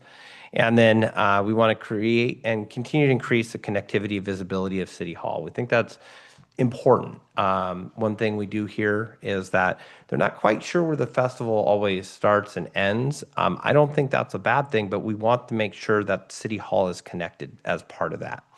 And then continue to look at ways to increase sponsorships and business boosts. That helps us with our budget goals, but it helps us, have participation in the community. And I should say that I think everybody at this time last year was asking me, what are we going to do if we lose our title sponsor? And I don't want to take credit for any of the items, that totally on this, but we were able to, and I say we, but there was certain staff were able to identify and work and find a new title sponsor, and that's Discover San Ramon. And what a wonderful sponsor to have that come back in to San Ramon. So what a great partnership again. And I should say, if you haven't seen it, they took out an ad in the Diablo magazine for the Art and Wind Festival. So again, it was another way to a partnership that also increased our exposure. So it was a great partner for the Art and Wind Festival. We hope that continues. And again, I just can't emphasize how many people it takes to do this. I mean, I have a team. I mean, I really have a city. And so it's really great. And, I appreciate that. So those were some ideas. And now I look to you and for questions, for feedback, and where do we go from here? Thank you. Thanks, Steve, for, again, Art and Wind is one of the most favorite event for all of us in the city. So thank you for managing that and doing it, delivering it. Another one fabulous event this year. Let's start with commission questions. I see one. Commissioner Dolich. So, I mean, we say it's a regional event, and I know it's very difficult because it's open borders, so to speak. But do we do any spot surveys or, any follow-up to see where some of the, people might come from other areas? You said we were, emphasizing in the South Bay with Fremont and Milpitas and Contra Costa, area. Did we get any kind of data that says, oh, we did get people from the South Bay? I mean, it's tough to do, but if we look at credit card receipts, we could doge them and, see what happens.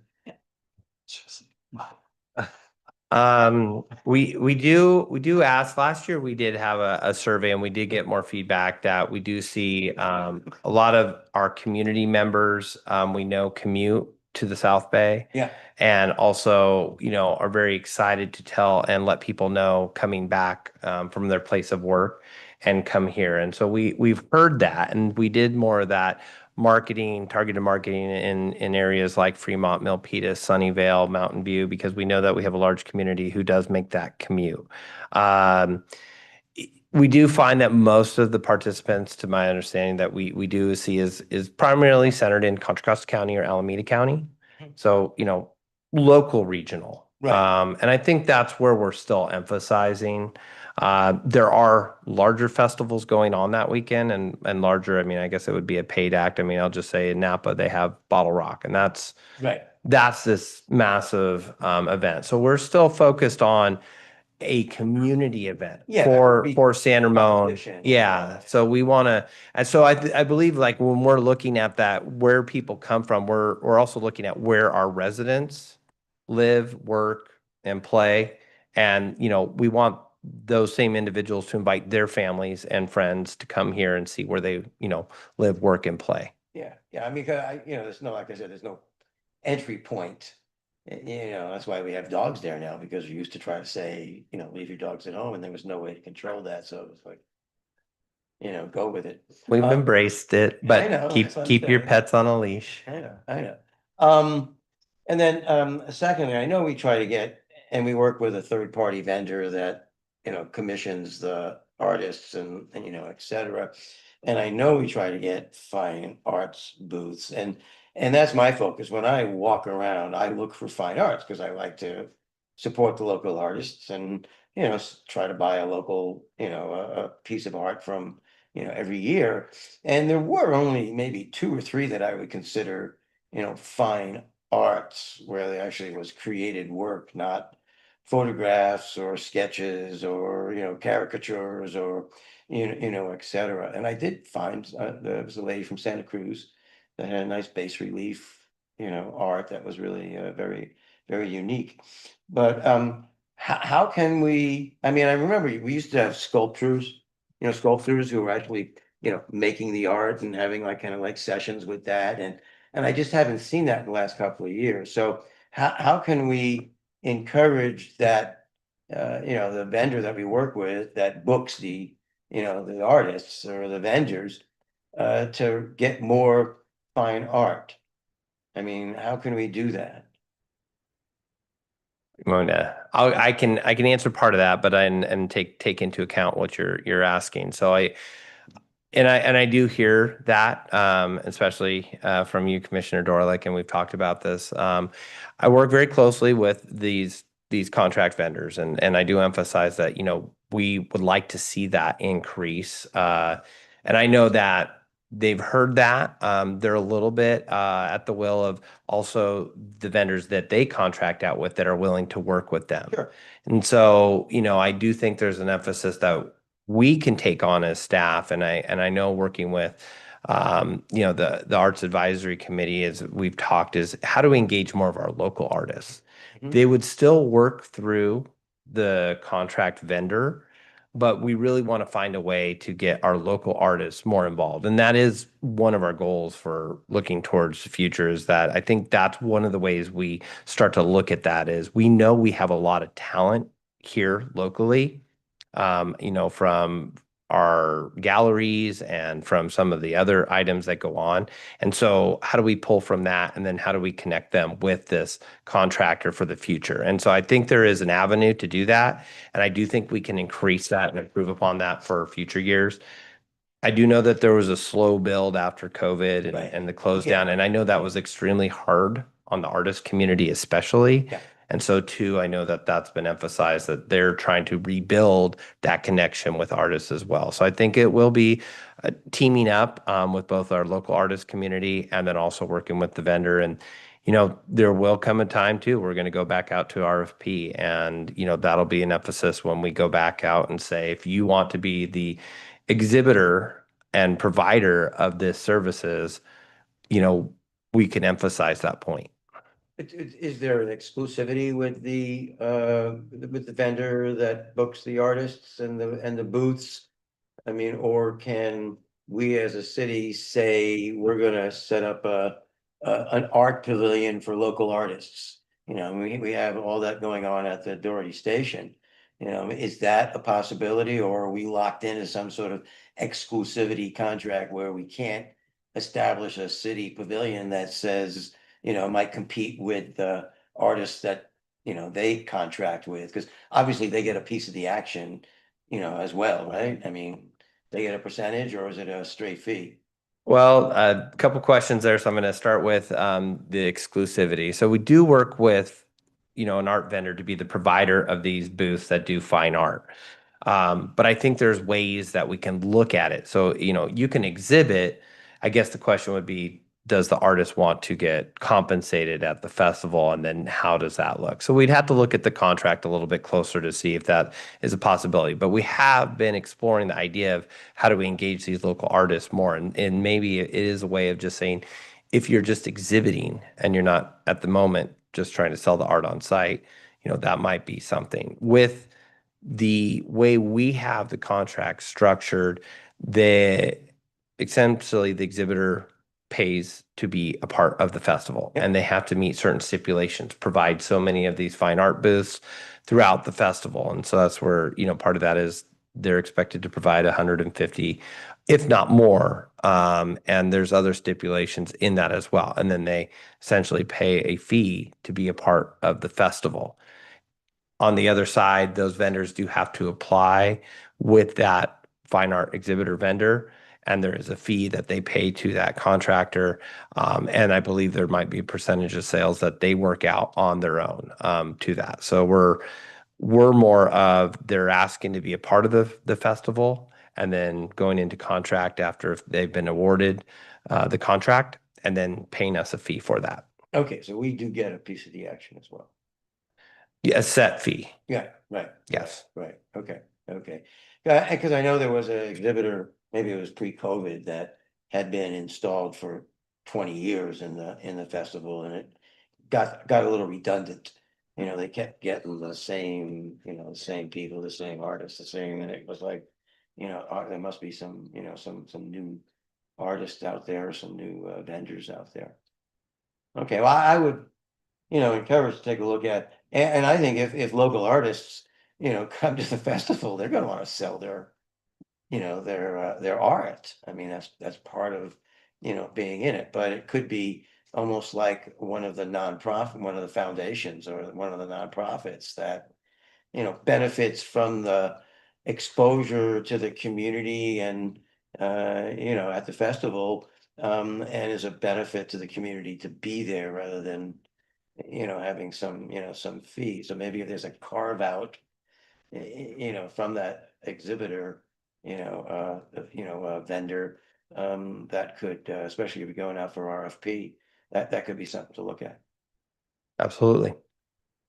Okay, all right. I saw one more name there. Okay, all right. Any other questions from anybody? Go ahead. Brad was trying to help me out. He didn't good job. I think See, Kathy would have been right on it. Yeah, she would have been. you feel the hot seat, Brad? Easily.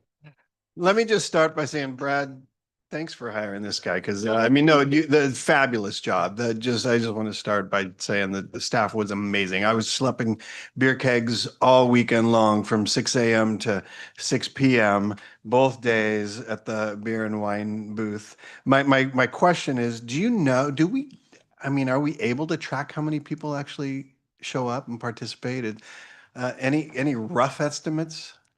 So this has gone since I've been involved with the Art Wind Festival, but you know, through our parking and through some of our other items like number of kites, we have a rough estimate that it still maintains to be about 20,000 people per day Per day. and about 40,000. But we know that even this year, Sunday, I think, was busier than last year's Sunday, at least according to some of the food vendors that we talked to.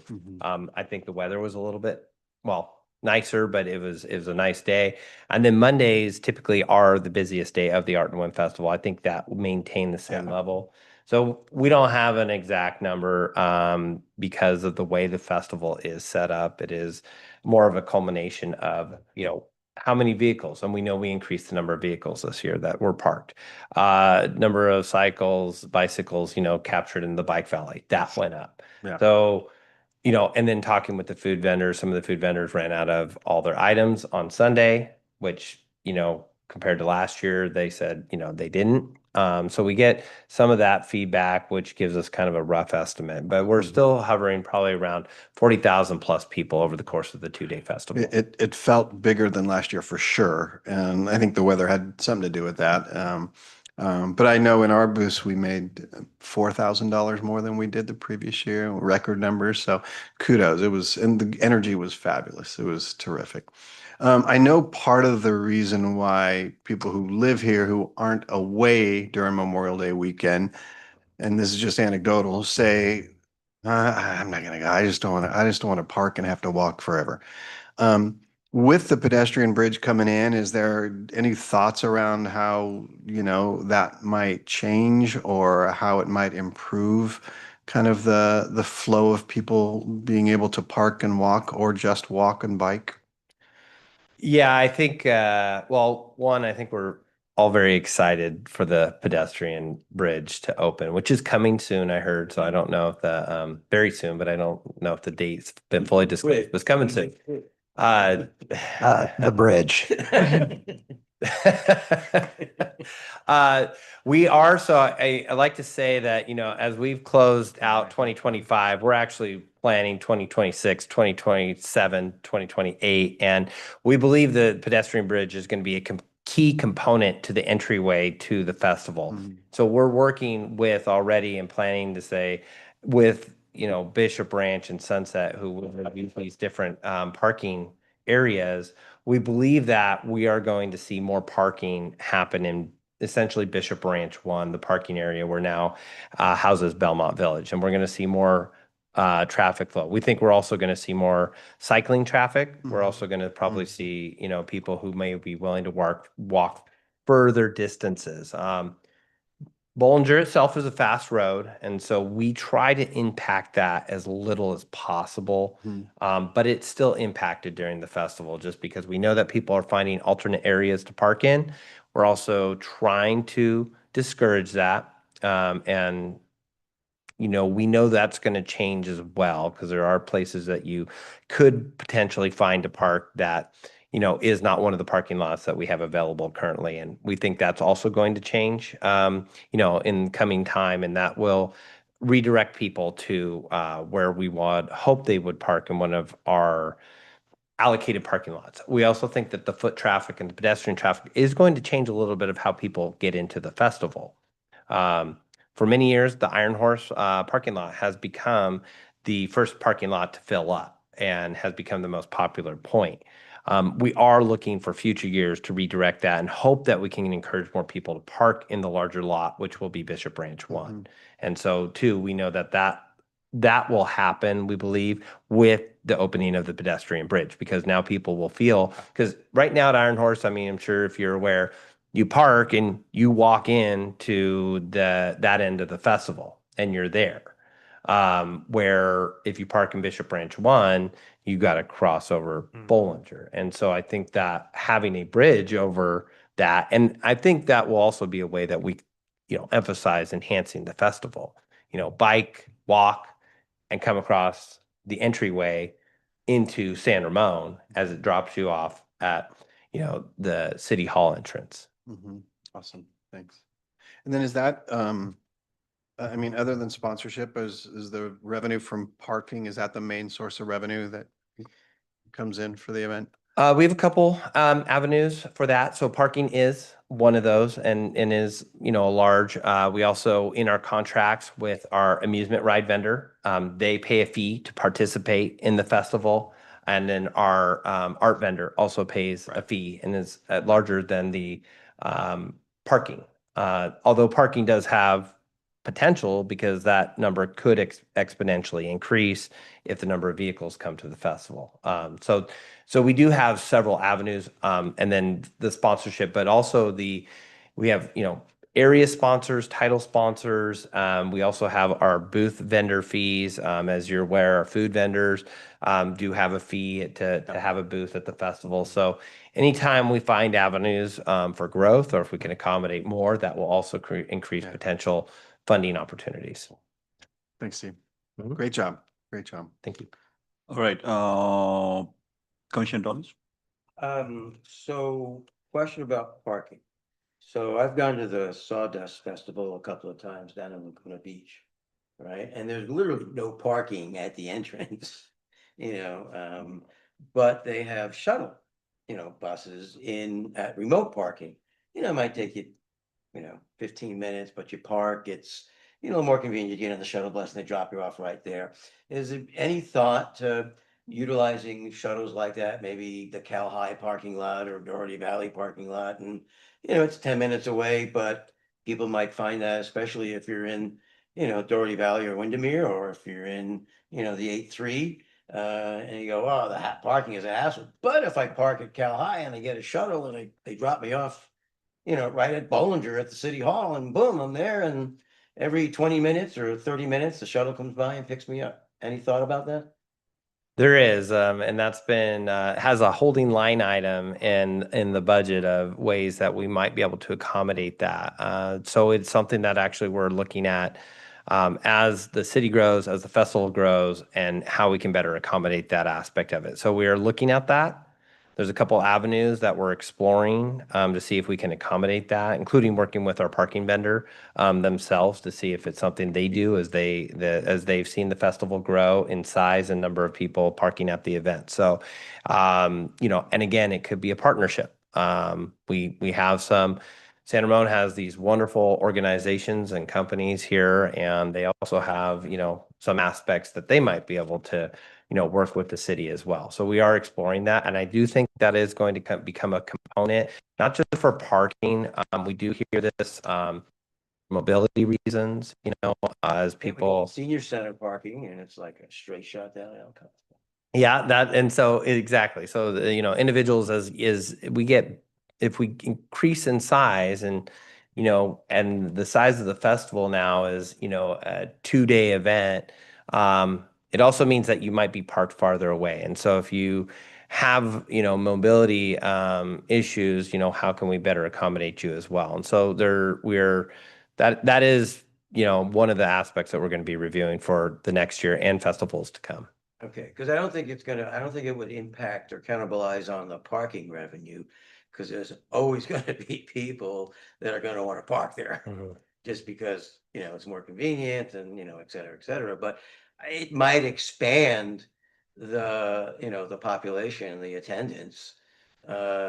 Because it could be, you know, you were saying some people, oh, I don't want to go there because, you know, it's a hassle to park and it's crowded and, you know, I got to walk a long way, and, you know, this might, you know, increase participation in a, you know, also, you know, with the environmental you know, areas that we have in the master plan as well, that says, you know, maybe that would be a way to go.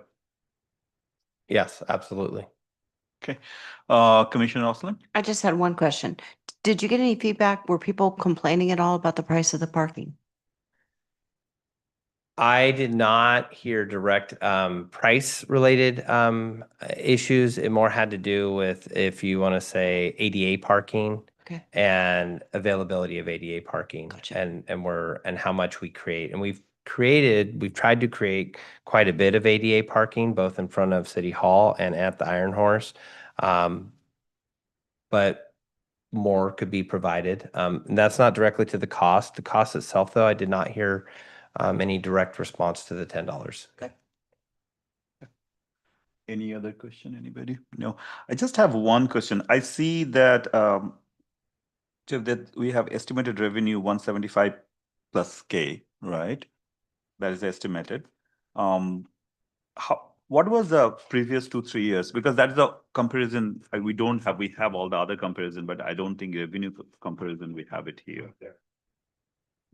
Do you have that data? Otherwise, Yeah, I have some numbers here that kind of go back to what we have budgeted and where we are, and we have been really good at not just hitting where we were budgeting, but also in this case, we were actually exceeded our revenue by a little bit. So, but just over the last 5 years, I'll just make sure I have the right year here. In 2019-20, we had estimated revenue and budgeted of about $140,000. And just in comparison, that number has increased slightly, but in the last 2 years through sponsorships and some of these partnerships and parking included, it has increased. So we've seen about a 5-year trend, and now this year actually had exceeded what we budgeted, was about 165,000 in revenue, and we actually brought in, are projected to bring in close to 175,000, which is about $12,000 over our revenue. And not that I like to bring up expenditures, but our expenditures, we continue to kind of mitigate and keep low and try to keep flat as possible. And so there are costs that we're still, waiting, outstanding, but, in that same amount of time, we've seen a slower trajectory increase of expenditures over the last 5 years. So we just using that same comparison, we budgeted expenditures of about 95,000, and now we are looking at a little over about 111,000, and we will stay to that expenditure, at least on our fixed aspects that we know that we paid for, because we were able to bring some of those, and we have to pay the vendors, so we know what those costs look like. Well, we cut out the helium, so that was a big expense. There is a shortage, I hear, so yes, we don't have any helium balloons, which I know was once upon a time very popular. So you said 23, 24, I mean, estimated revenue for 25 is more than 24, 23, 24? It is in terms of what we budgeted. So we were actually this year projecting about $12,000 more than what we had from even the previous year. Okay. Yeah. Now we may have exceeded that a little bit last year too. I'd have to go back and get those exact numbers, but I know that we at least achieved that amount. Okay. All right. That's what my question is. Is there any public comment? There's not. Okay. All right. Let's go back to commission comments then. Okay. Commissioner Osland. Okay, super fun, Steve. Loved it. Let's see here. Where do I want to go? Just recommendation on the schedule that you had posted, that was posted around the venue. I wanted to know more about the kite exhibitor and the demonstrations, kind of a little more detail, because I was looking for that whale and I didn't see it on the list. So I would have liked to have known, big kites at 4:00, races, because I watched the folks that, tied the kite on the back of they had the kites and they had to run to the finish line. That was really fun to watch, but I would have liked to know a little bit more like what was in the queue. So if I wanted to hear the music or I wanted to be there. Discover San Ramon was next to our city booth, and they asked for your email in order for you to get a little backpack. So that was a way to gather data on who attended.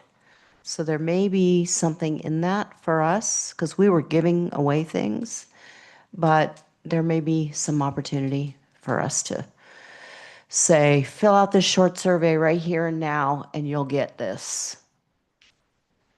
At OSAC, I sat at the OSAC booth the morning of Sunday. So it was 11 to 1. So it was right after, everything had just opened up. And one of our questions, we wanted to get feedback about the master plan, the trails master plan. So we had, posters and maps and so most of the people that I interacted with from 11 to 1 were San Ramon people.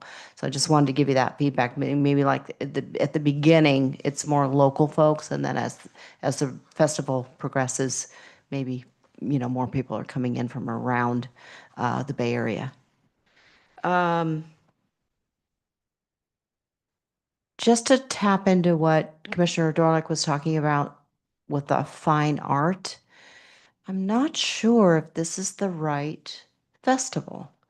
I feel like people are there there are a lot of families, and when you have fine art, it's expensive, and it's going to be displayed in the grass. I feel like maybe this isn't the venue for that.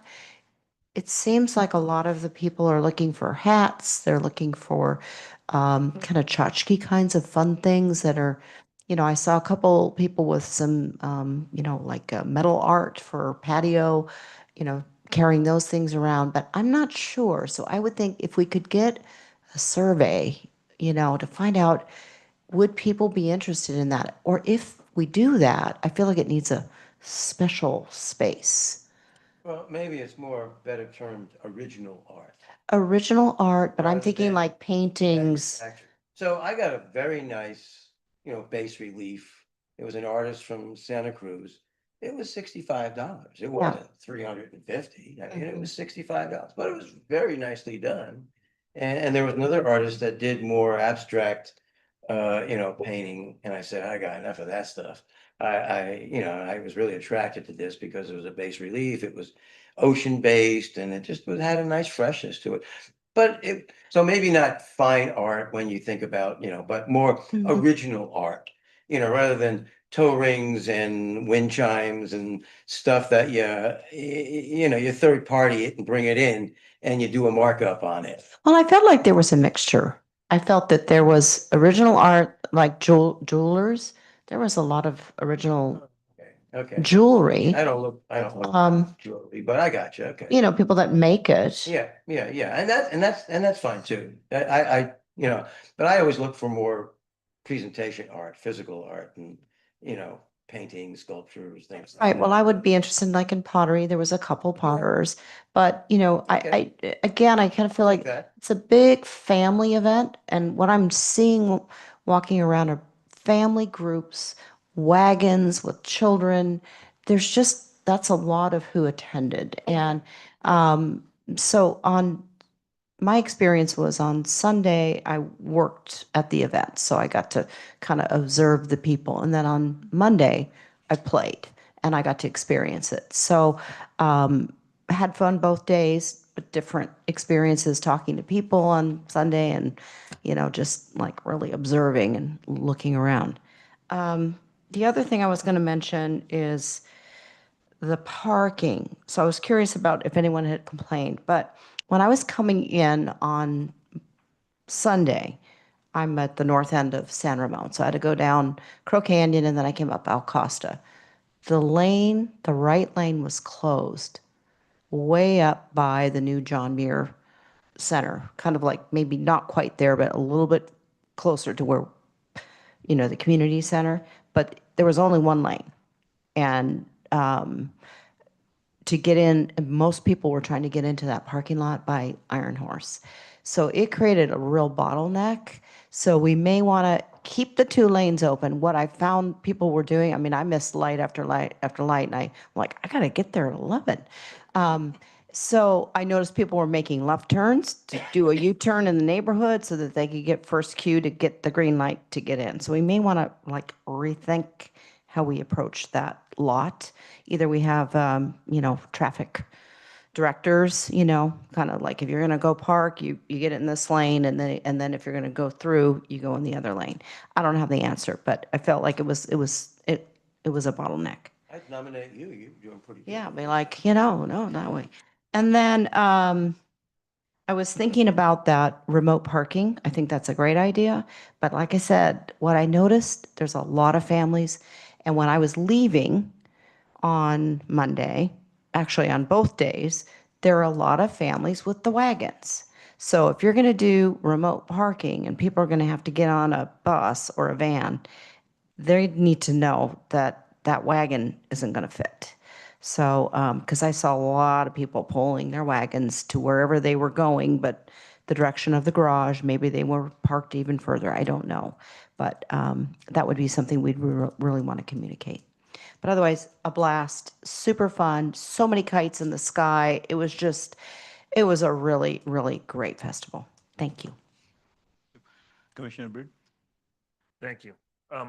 Hey, that was fun. I get amazed because we haven't really talked about the Monday event over at Memorial Park. I thought that was Brad did a really nice job with Becky. But I sat there and thought, I get amazed how our staff really steps out to help out each other, because I knew you were working this and everyone's separated to help each other. So I just want to, I don't know how you delegated all that, or Brad, how all that worked, but I thought it worked really fabulous. And I knew you weren't at the Monday thing, but I think every commissioner up here was, and it was great. So thanks for doing that. I think it's a really important part of the Art and Win. So, Brad, you did a great job emceeing, by the way.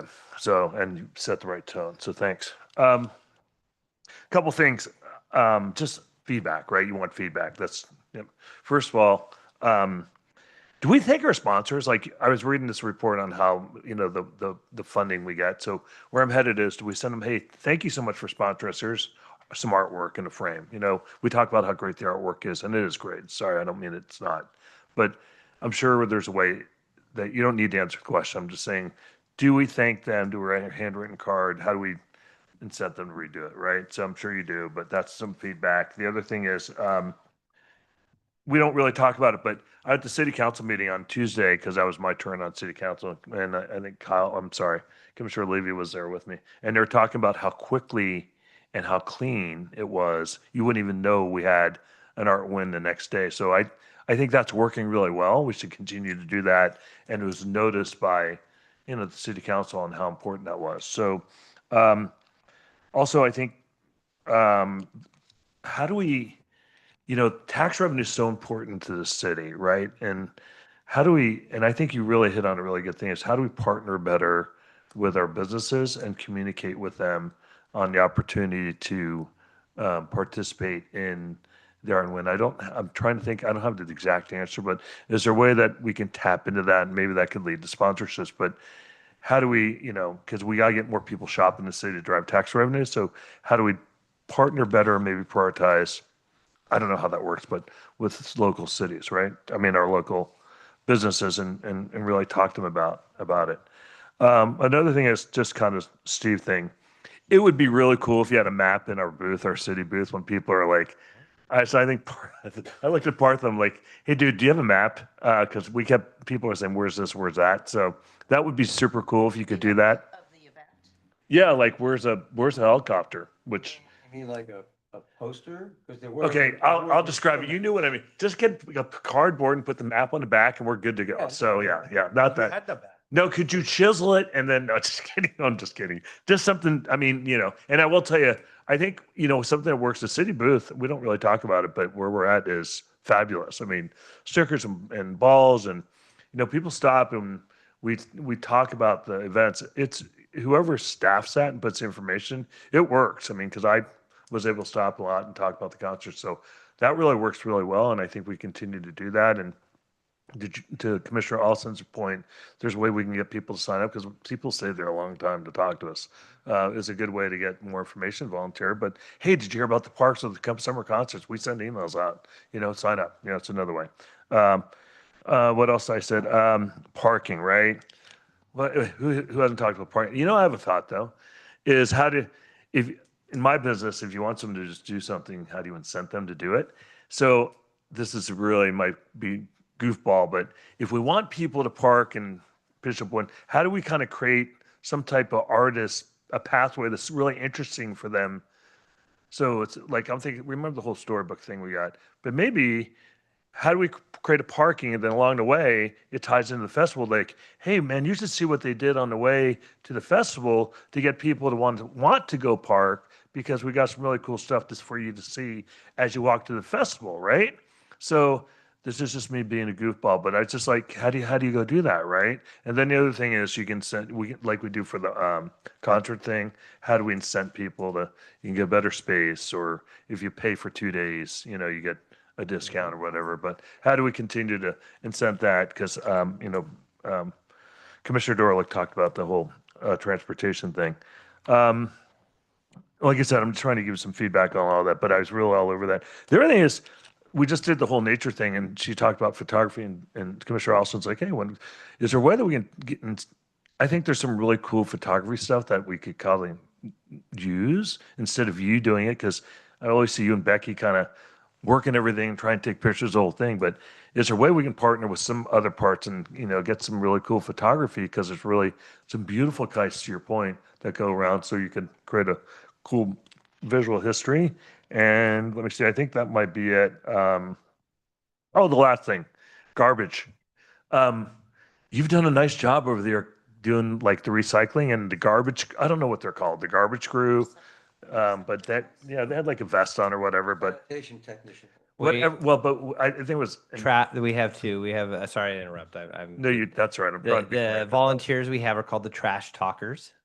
Right? Which is a clever, fun name, and we work with our staff, our environmental staff, to go over that, and so they've created a volunteer program with that to be part of the festival. Right. So they go around and they talk trash, but they're the trash But talkers. and people want to do it. It's cool. They had a cool vest, whole deal. It's the whole thing with parking, right? How do we make parking cool on the walkover, right? So trash talker's cool. So I mean, it's just kind of, how do we think? How do we incent people to go do that, right? So I think that worked. I just so you know, Steve, I know we gave you feedback 2 years ago about recycling stuff, and I had a corn dog, and they gave me everything recycling. Wasn't cooked, by the way. But anyway, so that was my feedback on it. But lastly, everyone said it is. This is not easy work for the city to do, and Brad, your staff, and everyone to do. I just, we're super thankful of and super proud of our city, and as much as I give a hard time for you, it's just you guys all do an amazing job in welcoming from the Memorial Day event, and I can't wait for the Eagle, the Memorial Day event to, all the work that, your team does here, and Darton Wind is really good, because and Steve's right. We're very differentiated. Sorry, Steve. We're very differentiated as a city for people to come, and very welcoming. And we look for things to make it welcome, even the soundproof room or the sensory room. So I'm super appreciative that we do that, and we think, and we're open as a city to try and figure out how we do better. And we're doing really well. I mean, sometimes you got to sit back and have a Diet Coke, whatever, and say, that was pretty damn good, So I thought it was pretty damn good. So hopefully, you guys feel pretty good about it, except you. And I'm just kidding. I hope you guys feel pretty good about it. So thank you so much. And thank you for being open to feedback too. Appreciate it. Thank you. I know it's unusual. Can I just, I love the suggestion. So a couple items, just so you know, and I like the feedback from the local partnerships. One of the things we did get that I didn't mention is a lot of our restaurants have been told get a lot of turnout after the festival closes. And so places that people who don't usually come to San Ramon then go out to some of our local restaurants to eat. And so I think that is an opportunity, though. How do we promote that and advertise that and, become part of that? Because all of this to me is growth as the festival, so we can help our local economy, help our local businesses. And then I do like the, as you're talking about, we have the story walk here in Central Park, and I imagine something like that, and we're going to have this pedestrian bridge that becomes an entryway into the festival, and maybe there's a way to incorporate that, kind of like the Disney experience when you're waiting in line for a ride, and now the line has become part of the ride in many cases. So I don't know if we can do that, but I think that's a great thought, because you want people to travel distances by foot that they don't realize they're traveling. And we have the Iron Horse Trail there that we've always looked at as, it's this, pathway to, move through on the side and how we can improve upon that. So I do thank you. I did want to highlight, and it wasn't part of our presentation tonight, but I agree that the Memorial Day festival and the Memorial Day event, a few years ago, we separated those two because we felt that the Memorial Day event truly needed its own representation in recognition of fallen soldiers on that day. And so we moved it up to Memorial Park. It takes place prior to the festival itself. And so again, it takes a lot of people to put all of this together, and it can't just fall on one person. It doesn't. Absolutely. It works with all the staff. But I do want to, thank you, Brad, for coming out this year. He said, he'll take on the MC duties, and he did a wonderful job. And Great job. so, I think you deserve that. So nice work there. So I just make sure, as separate as the festival was, that's an important part Yeah. of that day. Absolutely. Okay. Thank you. Thank you. Sure. Commissioner Dolly? Oh, yeah, thanks. I just, two things.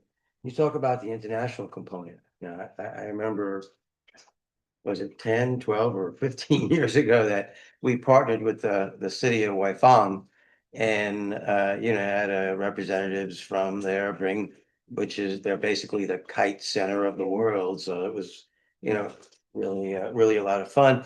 If there are, different international ways that kites, play within different cultures, and, we might have almost like a pavilion of, different kites, from different cultures, especially those that are ethnically involved in the city and the demographics. Or, because that was really a very Yeah. significant partnership Yeah. that was, that was there. I think the mayor of Waifang was actually, here. And they have a couple million people in the city. So it's really significant. So that could be something like that. They were beautiful kites too. Yeah, yeah. And you were talking about a map stand. Has there ever been any consideration for an app for the Art and Wind Festival? And it just very simple. It just could be a map, app. It doesn't have to be very detailed. Yap, I go to a lot of conferences and they utilize Yap. And, they have a basic structure, and you can put in a schedule and, et cetera, like that. I don't know what the cost is, but, we live in a fairly technically oriented, community with our, with our residents. So, if there was an app, instead of, losing your way around there, it might be something that might be, and also could be something to advertise, out beyond, the city. So, yeah, I don't know if you're familiar with the app. I'm not familiar with the app. I'm just hearing that the app that is Yap. Yes. Yes. Okay. Yeah. I'm not familiar with that app. But I'm hearing that. Conferences and, so you don't have to do everything from scratch. They kind of have a template, and, you can fill in the blanks type of thing. Okay. I like it. YAPP. I hear that we are large enough for an app that will guide us through the festival. Yeah. I like Yeah. it. And, if you offset the printing cost of that flyer and brochure, the cost for, a very simple app that has that information, you may be pretty close there from a cost perspective. Because that trifold in color, Yeah. pretty, it's reasonably expensive to produce, I'm sure. And the QR code to get to the app. You just don't need to type it. You just do the QR code, picture it, and take you to the app. Yeah, on the way in or something. Yeah, like that. all the entry points. You can just have that. Have it all on a the kite, entry have it on a point. kite flying over City Hall. Take that picture. Right. Anybody else has anything? I think I had my speaker, or, well, maybe I didn't put that on. That's okay. Go ahead, please. But yeah, I did really think that the memorial event was very impressive. And I think from the start to have what we have progressed to has improved tremendously, because we involved other people, people with it. And all the flags you did and everything. So I think that was impressive because you left there thinking that we really did tribute for the Memorial Day if our veterans that have done for our country. So I thought that was really good. And then as we worked our shift, I think most of the time we had a lot of adults and seniors too. So I mean, there's probably wagons around, but the people that stopped really just always had questions you could really answer. So, and it was fun just talking to the people and answering their questions and talking with your partner for the city council that was working with you. So I think that I did feel that there was a lot more festivity atmosphere this year than last year. So somehow that we promoted that. And I know it takes all of you because you could see everywhere you were working or went, you had somebody that you knew that was, was part of the city. And so, I mean, you could tell that you all really were doing your job. So I think it was a nice event. Thank you. I didn't park. I was driven there by my husband, so I didn't have to park, but anyway. So you do an Uber now? No, he takes me around because I injured myself, so I wasn't driving, so Driving, Miss Carol. I had to have a chauffeur. All right, thank you. Thanks, Jeff. Really, as I said, I mean, this is one of the events that we as a family look forward to every year. And I know a lot of people look forward to join it. And every year it's growing. The reason I was asking is I agree that this year it felt like there's more people, right? Especially I had the last slot on the Monday in the evening and it was, it dumped me and went away. No, just kidding. Yeah, but I think what was amazing was that even at 5:45, we're still seeing a lot of people around on that. Didn't feel like it is dying down or people are going on that. So it felt like more people. You mentioned just one suggestions. I think you mentioned that you worked with the transportation department to have that advertisement in the buses, right? I mean, that's a very good idea, I think. That just one idea, because we collaborate with a lot of nonprofit organizations for the food booth and other things on that. I think there's a great resource to use that because, like, I'm thinking about it, like Agomoni, we do the food booth, right? If you just give me a flyer, we can publish the hell out of it through our social media, through our WhatsApp group, and it'll not only be San Ramon, it'll go all over the Bay Area, right? Because we have members, we have friends, we have everywhere, all over the world. So I can think about all the 24, 25 or 50 nonprofit that we collaborate with, help them to raise fund. Why don't we use them to publicize this and free of cost? I don't think any of the nonprofit will charge you anything just to publish that. But this reach you will never be able to reach anybody in the whole Bay Area. I mean, everybody will notice that. So probably something we can just request them, hey, we are giving you this opportunity. Please help us out, publishes that. So their social media side, WhatsApp group, you name it, it'll be pretty good.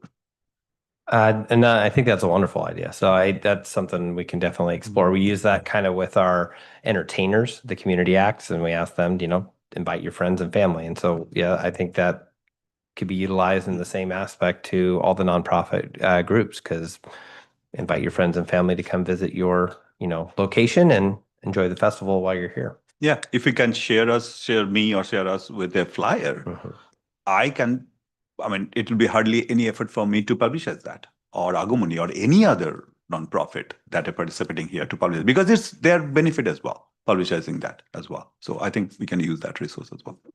Mr. Chair, can I just piggyback on that and talking about sponsorships, as Chair Breed as Commissioner Braid was saying, because I'm not sure at what point you start to do outreach to businesses for sponsorships, but we certainly can engage the Chamber of Commerce, and I know someone, so we could, I think, develop a partnership, and we'll talk to Scott. He knows a guy. But whenever, you start to truly engage, local businesses to try and sponsor, let's just partner. Let's just do it. We'll just reach out to all the businesses in San Ramon and, figure out how we can make that happen. So, yeah, for sure. But and again, just one more kudos. I want to give a shout out to James in particular because Yep. he was incredible. I mean, just to see him he was beating the streets between he and Becky. I mean, they must have logged 1.5 million steps, I think. And I think I probably schlepped about 35 bags of ice and that. And every time I would drive by, Steve would, or James would be there and he right there to help. And he's just throwing him on his shoulder and boom, boom, boom. I'm like, let me give you a ride. He goes, nope, nope, nope. I'm walking. We're doing good. But the staff, everybody, you guys were incredible. So you crushed it. Absolutely crushed it. So please pass that on. Yep, exactly. I will just add to that is, I think this big festival can happen without any issue because of the way the city staff and city manages this event, plan and manages the event. I mean, we talk about money and everything, but we don't consider how much effort it goes in just to have this event planned and executed that. So, on behalf of the whole city, I would like to thank Brad, Steve, James, Jody, Becky, and everybody. I'm not calling everybody's name. Just wanted you guys to convey this to the whole city staff. Yeah, thank you. Please do that. Thank you. Thank you all. Thank you. And if I could, I know that we have a team and thank you, Chair Mitra, for mentioning that. Obviously, it starts, Brad and then Becky, and then, I get the enjoyment of leading the team. But I do want to mention all the team members that really play that. There's kind of one component to each of the festival. And so you mentioned James Spielvogel, who oversees all our food vendors. Jody Curley, she oversees our logistics, and Susie Chow, who oversees the booking of all the entertainment and scheduling. And then also May Malinik, who helps coordinate all our sponsors. And so, and those individuals have teams underneath them. So it's incredible, what it takes to put on. But the end goal is to have this festival that hopefully you come to and the community comes to, and it feels seamless. Our hope is you're spending a wonderful day out in Central Park, and all these wonderful things are going on about you. So I think we really work hard to accomplish that. And but again, it takes everybody. So it's Yep. But I do want to thank everybody. I mean, this is great feedback because it shows that we can still improve. We still have avenues to, make this festival even more wonderful than it is already. So thank you, Commission, tonight for the feedback. Thank you. Thanks, Dave. Thank you. All right, moving on to 7.3 Library Advisory Committee recommendation. Recommendation, approve recommendation and forward it to the City Council for appointment, presented by Brad Morris, Division Manager. Yes, thank you very much, Chair Mitra. So this evening, the recommended action is the Parks and Community Services Commission recommends Lana Jackman to serve as an alternate one to the Library Advisory Committee with a term expiring in March 2027, and Siddhartha Sheteli Patella to serve as an alternate two to the Library Advisory Committee with a term to expire in March of 2026. As some of you may know, the Library Advisory Committee consists of 5 regular committee members with 2 alternates serving 2-year terms. The city clerk listed the vacancies on the city website through social media. There are currently 2 vacancies, the alternate position 1 and the alternate position 2, which have different terms of expiring. We received 2 applicants for consideration for that position. And we had an ad hoc committee consisting of Commissioners Oslin and Caney, who interviewed the applicants, and this is their recommendation to move forward to the City Council for approval. So moved. Okay, can I have a second, please?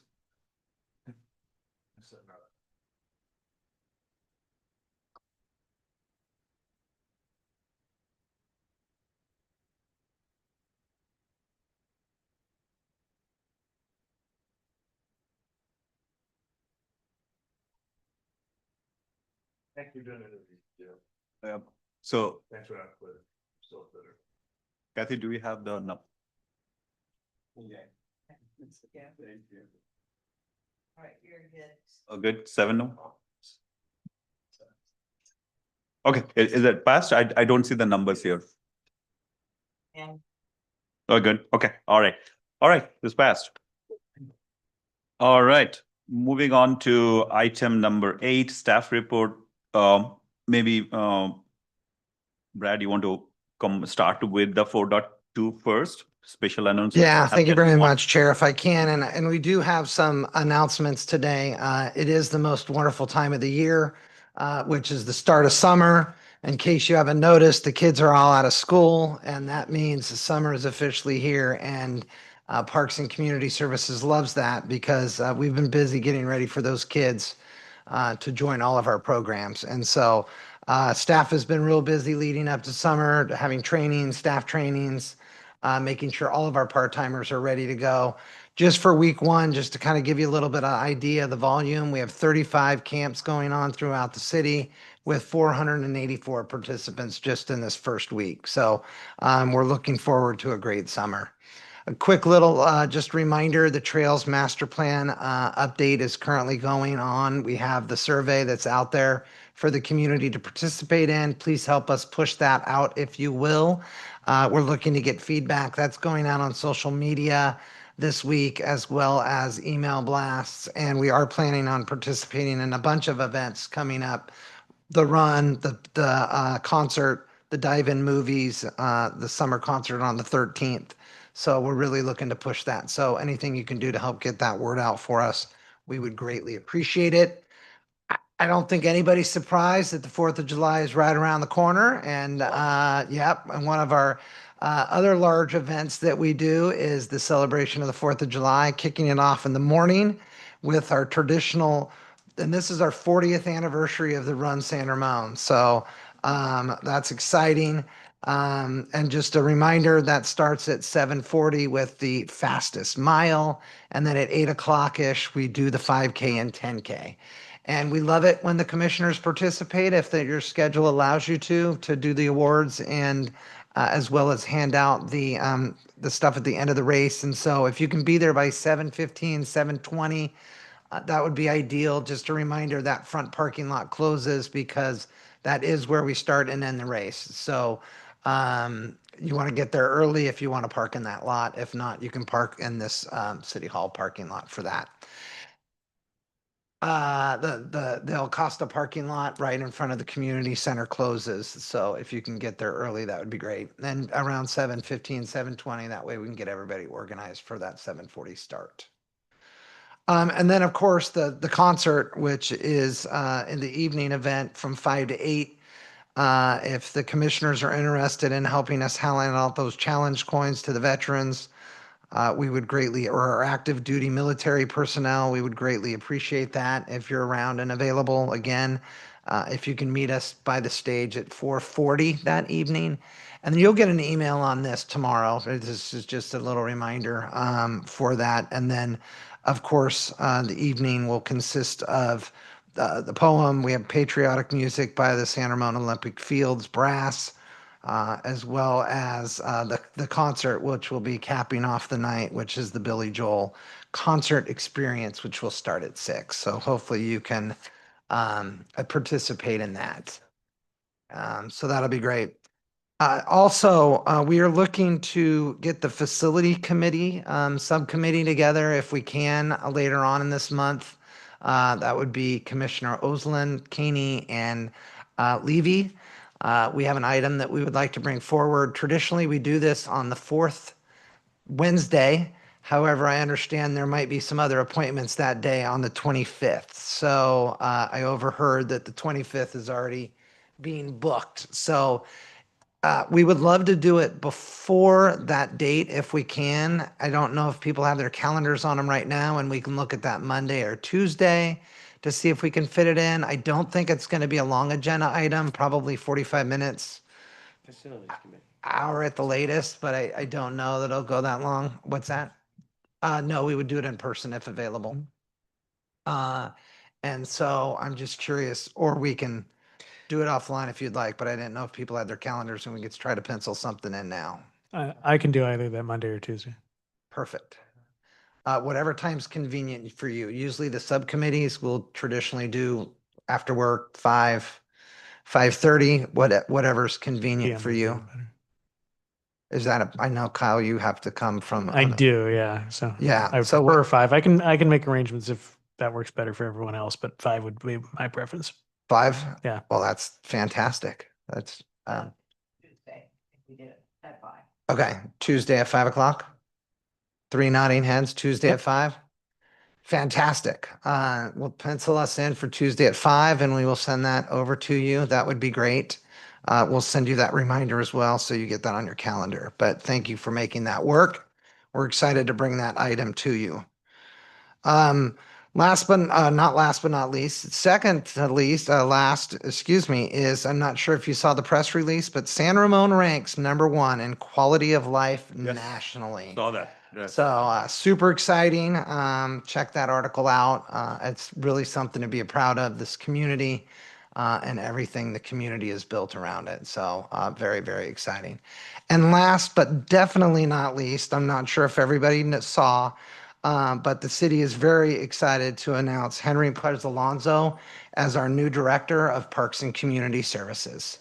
So Henry has served in Parks and Community Services for over 30 years, has a wealth of knowledge. We're super excited to have him on board. He has been with the town of Danville as their director recently. And the department is very happy to have him here, and he's well respected within the Parks and Community Services community, and a number of our staff have worked with him from CPRS. So we're really looking forward to that transition. And so he'll be coming in on board in mid-July. So he'll be helping us out then. And so those are my announcements. And now I'll turn over to the rec report highlights. Just a couple quick things. With summer, I hope you saw that Rec Swim is officially underway. So the pools are up and running for Rec Swim, and clearly on those warm days, it is a fan favorite for the community. So they are crowded. So go by and check out the Rec Swim. Also, take a look at the article on the education programs at the farms. One of the things that we're really, really proud of is those education programs at the farm. Kind of a recap on the year. Exciting work what Jessica and Elise do down there at the farm. So please check that out if you have a minute. Also, I'm glad Ree is still sitting back there. She stuck it out the whole time, but also check out our inaugural Art Uncorked event. We've been always wanted to kind of do that street art market type thing, and we did the indoor outdoor, and it was a good success for the very first year, and we're looking to bring it back. So kudos to Ree and gathering all those artists and making that possible, because the community's been talking about that for quite a while, and so it's neat to see them pull this off. And then, of course, our successes do not come without our good friends from Public Services, because none of this would be possible without them. So check out a couple of their things, especially the annual trail maintenance, which is amazing for all of our trails out in our open space area, as well as the repairing of the vandalism at Mud's restaurant. Unfortunately, we still get those little rascals that think it's cool to try to vandalize, and but Public Services did a great job to jump on that as soon as they caught wind of it, and really close it up and continue to make that place safe. So yeah, so I'd be more than happy to answer any questions on any of the other articles that you may have read that you may have. Any question? Yeah, go ahead, please. Yes, I do have a question on the rentals for the parks. I see it went down considerably from, last year by about 100. So do we have any reason why we didn't have enough picnics or rentals or whatever? But I did say that. Was there any specific reason? Because 100 is significant. You're right, and I believe the one of the changes for that is those are our numbers for the rentals of year to date. So we would still have some more coming in that when this report was written, So we would still have a month or so left of rentals Right. that would come in. Yes. Anything else? Anybody? No. All right, let's move on to the next agenda item number 9, Commission Liaison Report and Announcement. So we'll start from our right side. Sure. Yeah, real quick, since our last meeting, the May 20th teen council meeting happened. The final teen council meeting of the school year. So it was very nice. It was sort of a celebratory occasion. There were 2 main items of business. One was discussion of future workshop topics for teens through one of the city's partners, an organization called Kid Power International, which, despite that name, actually does appeal to more than just kids, also teens. So they offer topics on conflict resolution, mental health, things that are important to teens. So there was some good discussion by the council about good topics for future Kid Power International workshops. And then the other one was reviewing the Teen Council Ambassador Program and sort of the recommendations that the current year's ambassadors were making for next year. The biggest takeaway is to integrate the Teen Council ambassadors more into the ad hoc committees that the Teen Council itself has for its various programs. And that's really cool that the ambassador program has become such a strong part of the Teen Council and to be kind of like a farm team for future Teen Council members. Speaking of which, there's going to be a whole lot of turnover on the Teen Council, as we know from all the interviews that we did and conducted. The vast majority of the council is moving on, and so there's going to be a lot of brand new, fresh faces and fresh energy next year, which is very exciting. And that's all I got. Right. Go ahead, please. Yep. Yes, okay. Well, I went to the senior advisory, and also coming up is I want to let you know that they're on June 26th, there is their ice cream social at 1:15. So there's no charge for that. So if you want some ice cream, go to the seniors center there. June 26th. 1:15. You can have lunch and then have your dessert at, Hot fun? well, they make them, yes. Okay, cool. So you can have your dessert there.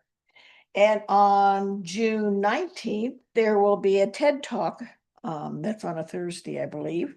I do not know what the actual one is going to be that. And just if you want to go ahead in your calendar, the resource fair will be September 25. And that's senior month. So that is very successful, where we have a lot of people come and give ideas and suggestions where you can get assistance and work for in your home and where you can go and whatever.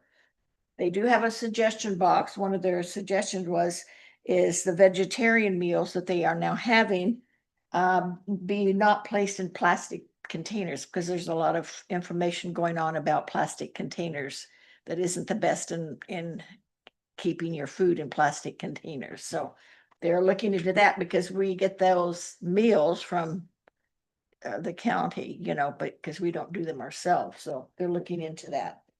So those were some of the main things. And then this was June. There won't be any meeting in July, then we'll be in August, because they're skipping a month in between. So that would be the highlights. Thank you, Commissioner Lopez Lucy. Commissioner Dolly. Oh, thank you. We're still here, but I was out of town on the Arts Advisory Committee meeting, and no one was able to back me up. So anything happening in May?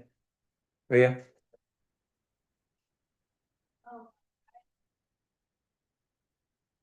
Okay. I'll report next month. Yeah, about it. that's fine. Well, maybe, Yeah, that's fine.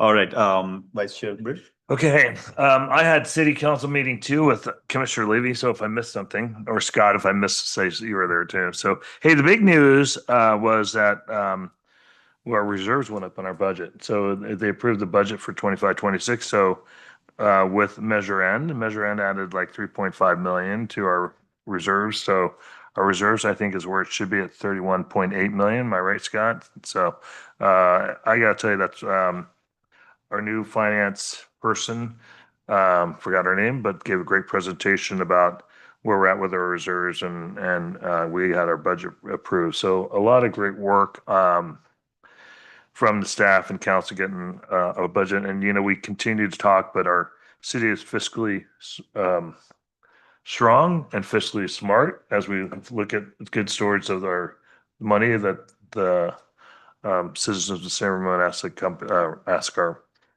city to take care of. So we take really good, smart care of it, but super cool about the reserves. Anyway, so budget's approved. Teen council report, you guys all know that because you've seen it. So it's like seeing the movie twice. So that's awesome. That was given, but there was some feedback and about, how do we get teen council more involved a little bit in city stuff and then also some more outreach so that was given to Jessica. And the last topic is, first of all, good luck to everyone who has to interview, because that was quite the conversation on what is the process, because they're interviewing 11 applicants for the Planning Commission and 10 applicants for the Parks Commission. So they're going to interview everybody, and they were concerned about, people watching on, everyone's going to interview the same night. There'll be 5 to 7 questions. And I think 22 minutes per interview. There'll be opening statement, a closing statement for 1 minute. So it's sort of like having to grab notes. So that was it. But those were the key topics. So I don't think I missed anything else I would tell everybody. But council has a lot of interviewing to be doing. So if you see them, thank them, because they're taking on a big job to interview that many people. So, but they're trying to be fair and equitable. So I think it's the right thing to do. Thank you. Thank you. Commissioner Osland? So my responsibility is to watch the first city council meeting of the month, and yours is the last.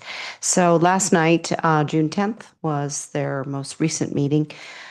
June 2025 is LGBTQ plus Pride Month. We had a presentation from the PFLAG director and a member. One of the highlights that I really like what they said is that living a life of who you truly are is what pride symbolizes. I thought that was really, powerful.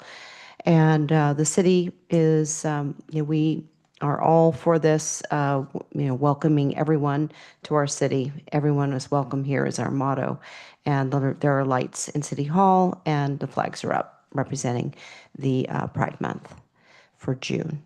Then the new business was about the new climate action plan update, and the goal was to approve it. Just give you a couple highlights. The last time it was done is in 2011, and so this will be updating the 2040 plan. And let's see here. It's a roadmap for long-range planning and for reducing greenhouse gases. And they kept referring to it as CAP, which is Climate Action Plan. It is CEQA qualified, which means it has strategies, goals, and a framework. And it also goes through an environmental review. The benefits of CAP are it lowers energy costs, reduces pollution, supports economic development, and overall empowers and improves quality of life for the residents. There are 7 strategies included in this plan. The first is Cornerstone, which includes open space and trails. The second is building energy. Third is transportation. Fourth is waste. 5 is water and wastewater. Actually, it's probably just water. And then 6 is nature-based sequestration. Like, what does that mean? And what that means is that it draws CO2 out of the atmosphere. That's sequestration. And an example of that is planting more trees.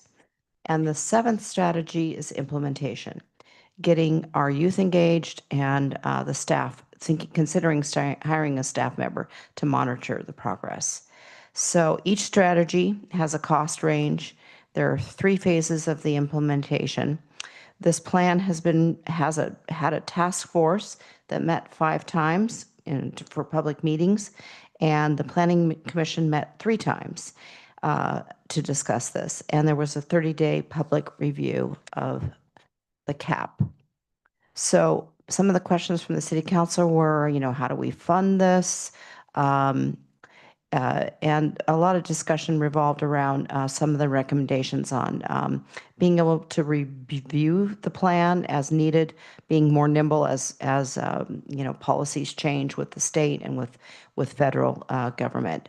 So there's suggestion of creating a CAP committee, so a climate action plan committee, like as an advisory committee, and then creating a staff position to monitor the progress of this.